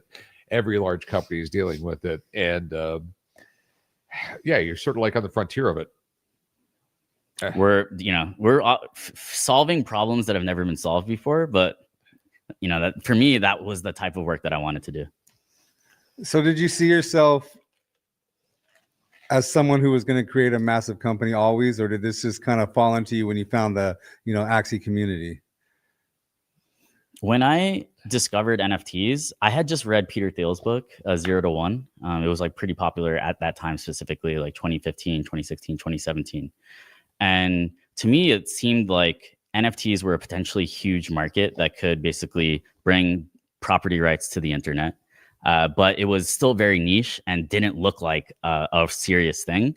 And that's typically, right, like when you look back at how massive industries are created, that's typically how they form, right? Amazon just started out as an online bookstore, right? So you basically want to dominate a small niche and then kind of get larger over time. So when I discovered NFTs, I thought, hey, here's an example of a market that, you know, for the first time in my life, I felt like I was in the prime of my life for the birth of a new market. And I felt like I had to do something, had to get involved. And yeah, opportunities like that only come along so often, right? There's a boom every so many years. Well, like, yeah, most small businesses, they start off in one direction. It goes all over the place. I mean, look at Sears. I mean, the guy was literally at a train station and is walking through, and a guy had a little booth there where he was selling pocket watches.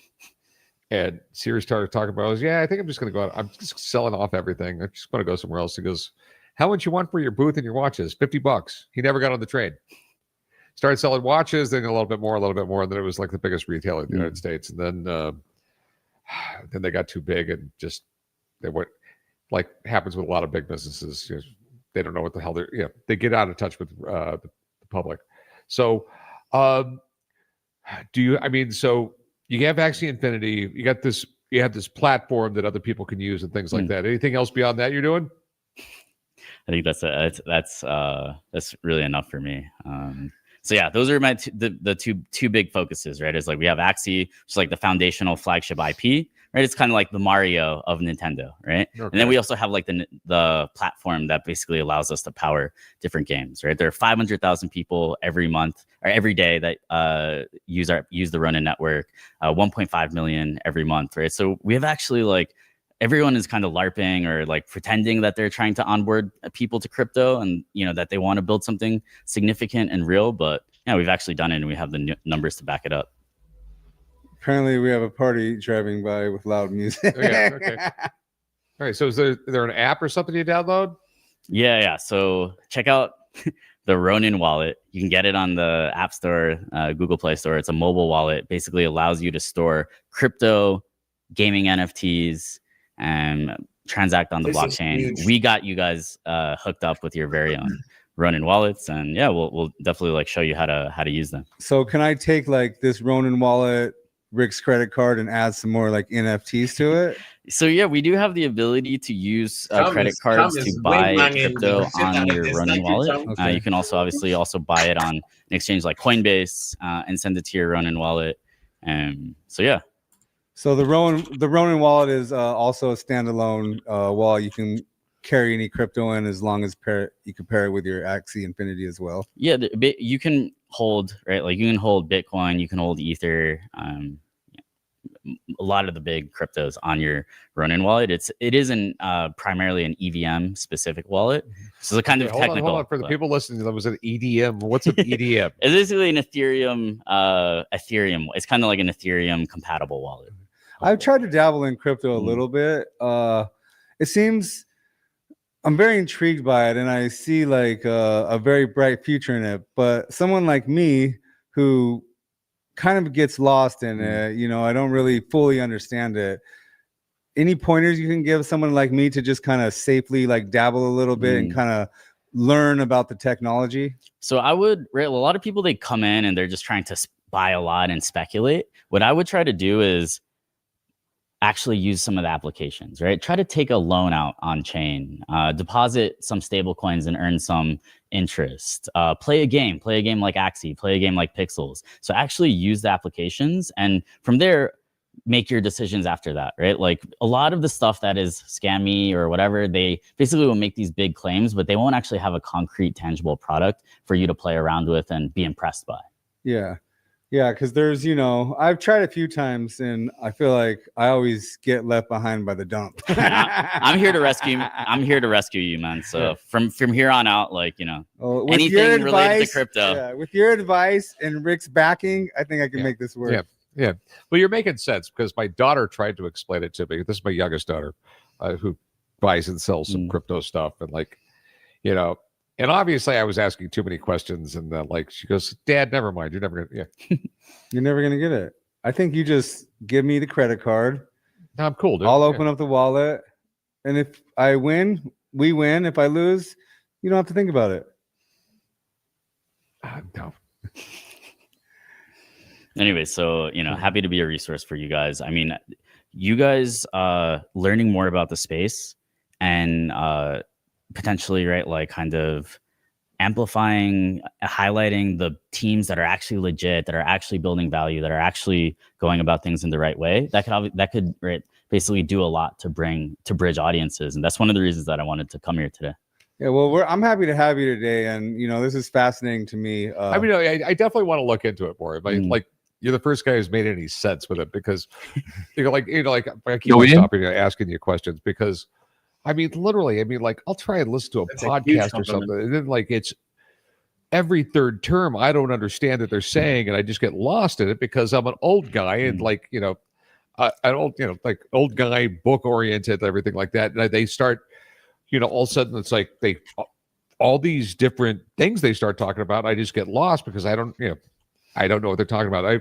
But I like the way you Like, oh, you explained it to an old guy. Well, you don't want to get left Yeah. behind, Rick, because crypto could be the new currency eventually. What do you think? What direction do you think crypto is going on? Do you think it's going to take over? Do you think this is something that will happen fast if you do, or It's like, so you guys know gold and silver, Yeah. right? Now So you're you talking guys rich understand language. like Gresham's law, right? Like good money over the long run, right? Like value accrues to a superior form of money. And the thesis on Bitcoin is that it is a superior form of gold as well.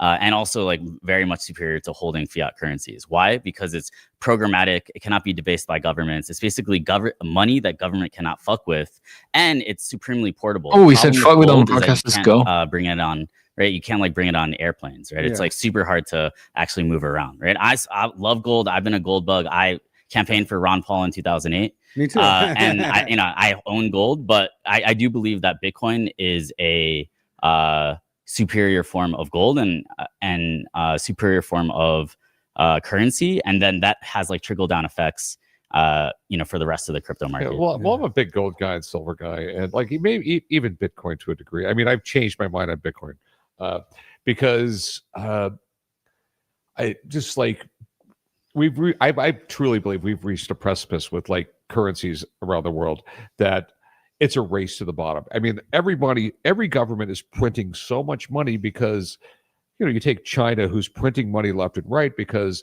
they got to keep the yuan low, so they keep on having their exports. And then you have Europe, they keep on printing euros so they can have more exports. It's a race to the bottom. That's what's caused all this inflation over the years. And it's because of the debt, right? Because all these governments are in massive amounts of debt, and they have no credible plan to actually pay it off. Therefore, they have to inflate the currency. This happens since the Roman times. Governments have been doing this. I was a history major, right? So I studied actually sovereign debt restructuring. That's also like why I'm kind of interested in U.S. politics at this time, because like I feel like we have a potentially a chance to actually change the course. So has Trump announced any of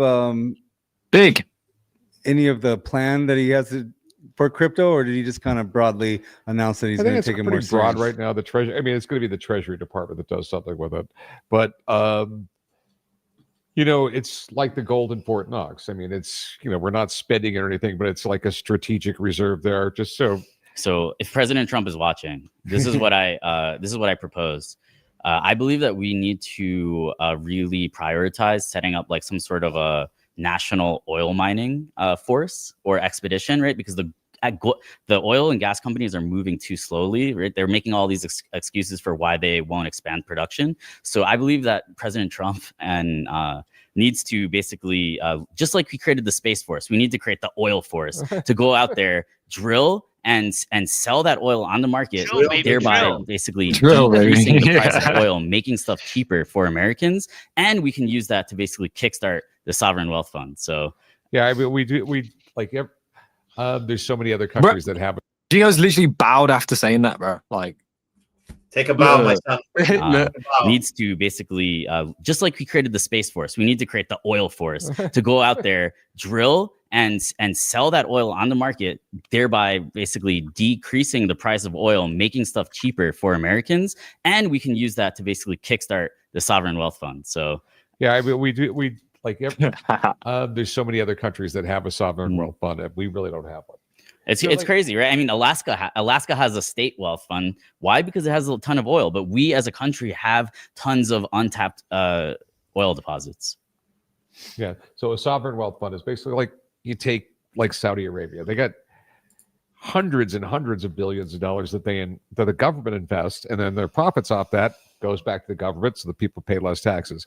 Me, on the other hand, I really believe we just reached a precipice where the debt's just going to get bigger and bigger and bigger. We're eventually going to have to inflate our way out of it, because there's no way you could pay off $36 trillion unless you just really debase the currency, like the Romans did.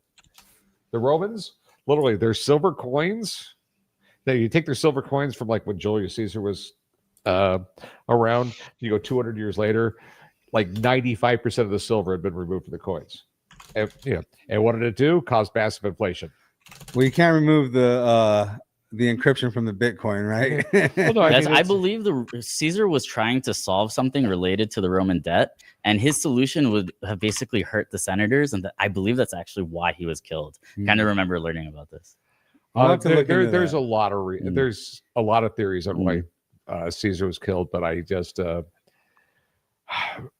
don't know. A lot of people were jealous. He had a lot of goddamn money. I mean, like, no, he was the richest man in the world at the time, and but once they killed him, there was a they never thought it through. I'm going to just go to a little bit of Roman history here just for a second. Well, I'm sure Okay, you know. so Brutus, you can let me know if he's wrong. All okay, right. so Brutus and all the senators kill him.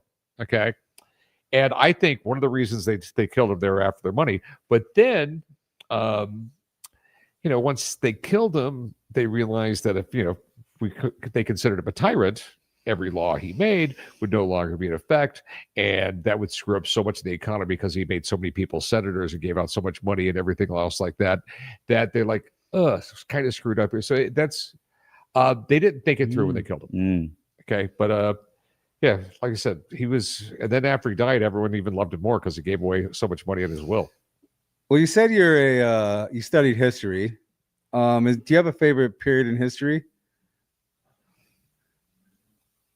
I studied I was into German war history actually, right? So like like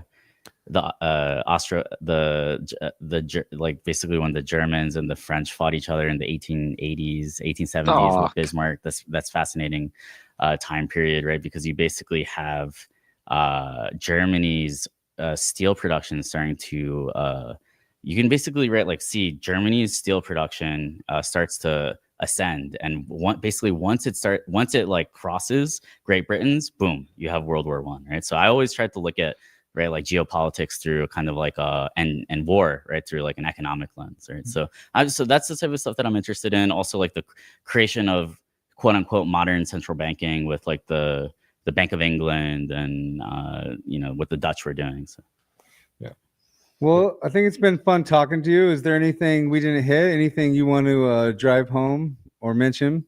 Well, yeah, it's been an honor to be here, guys. It's surreal. When I started this journey, so I was just a community member, and I never would have predicted being able to be here with you guys. So it means a lot. If anyone watching this wants to learn more about what we're doing, definitely check out axieinfinity.com. roninchain.com, and download your first Ronin wallet at wallet.roninchain.com. Well, I think you said you have some wallets This was for crazy. us. So, yeah, we're gonna get you set up. I'm excited to. I was doing the arcade They're arcade earlier at the end, right after Ben left, and I had a thing saying buy a consumable buy an Axie consumable, and I clicked on it. And it sent me to the Axie website, and I clicked away a pop-up, and it says Axie X Pawn Stars, and that was half an hour before we even saw the tweet. So we could have we could have seen it ahead of time, but yeah. It's crazy. Honestly, I will say this though, like even you come in after, but this is like fucking pop culture history. Yeah. Like if you think about it, like NFTs has been like its own thing, right, for a long time. Like Pawn Stars is like a collectible fucking mecca in terms of anything that is a collectible industry across the world. And like this now makes like the first cultural reference of like NFTs being like legitimized essentially, right?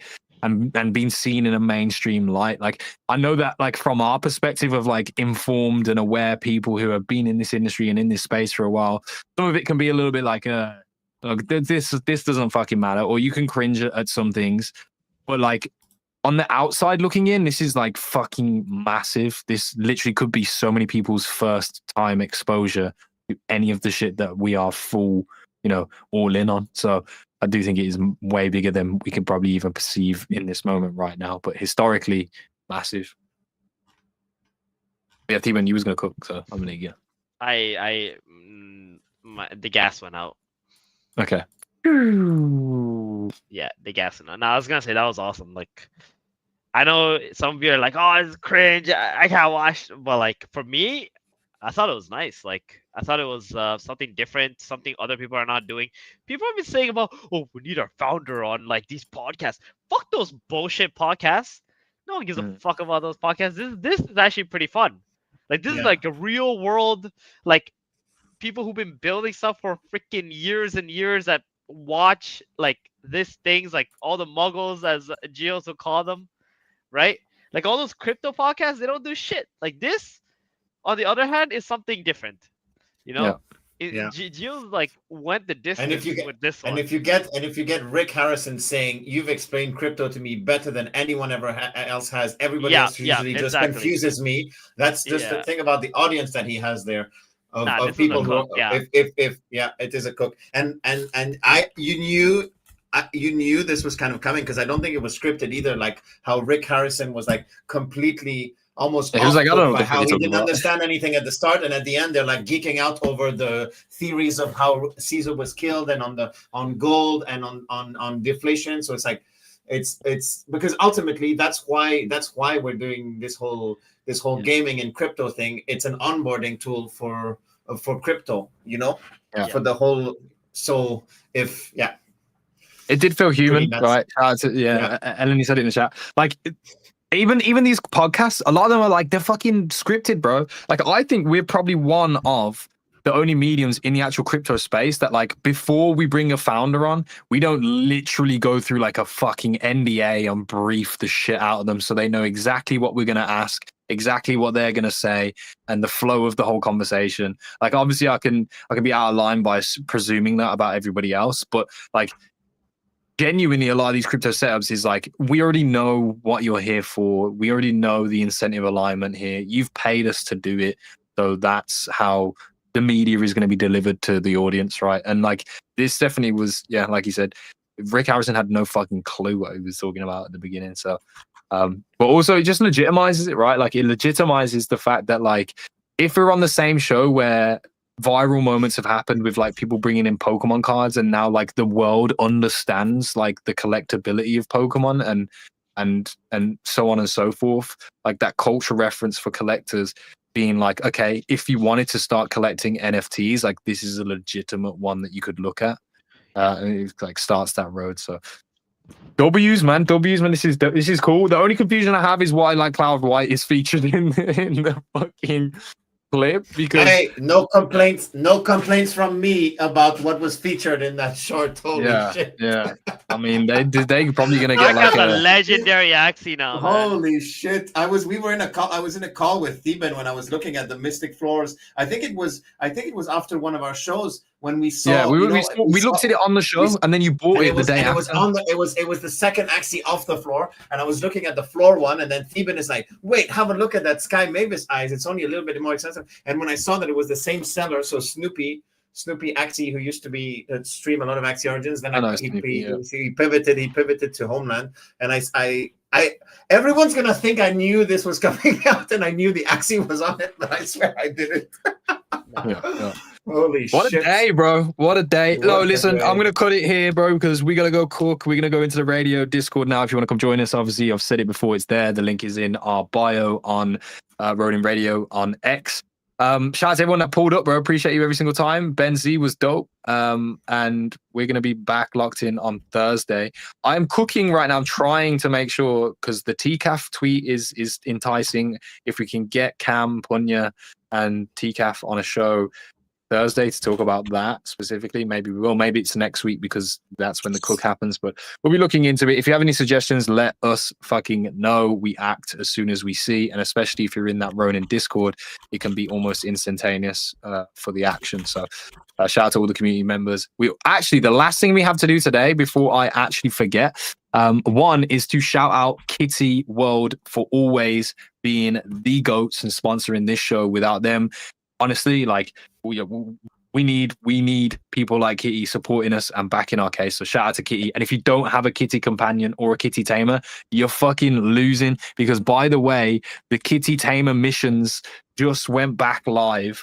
So you need to lock the fuck back in, all right? Because it is here again, and there is now new things occurring, right? Epilepsy, yeah, great. If you had an epileptic fit, I'm not liable for it.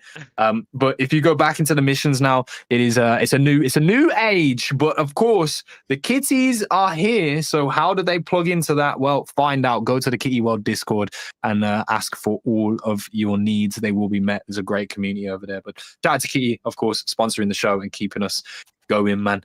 On top of that, we are giving away a Kitty companion right now. Right the fuck now. We do have our weekly good list locked in.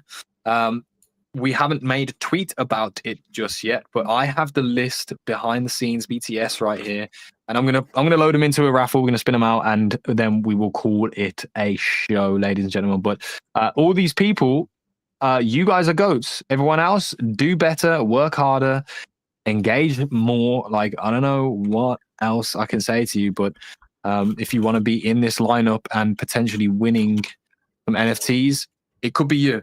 Shout out to Eisen Sosuke, Giudams, Ymir, J. Ronki, Ari Belonk, DeFranco, Legend, Grabillo, Dr. Tips, Lancy Monday, and Red 660. You guys are the good list this week. One of you guys is winning a kitty tamer, and I will be reaching out to you via DM, whoever it is. So good luck to you guys, and let's spin this fucking wheel. Actually, before we do that, I'm gonna cue a great song. Probably gonna suck because it is stock. And here we go. Oh, what the fuck? The title really had me here. The title for this sound you are hearing right now was called Feeding the Ducks.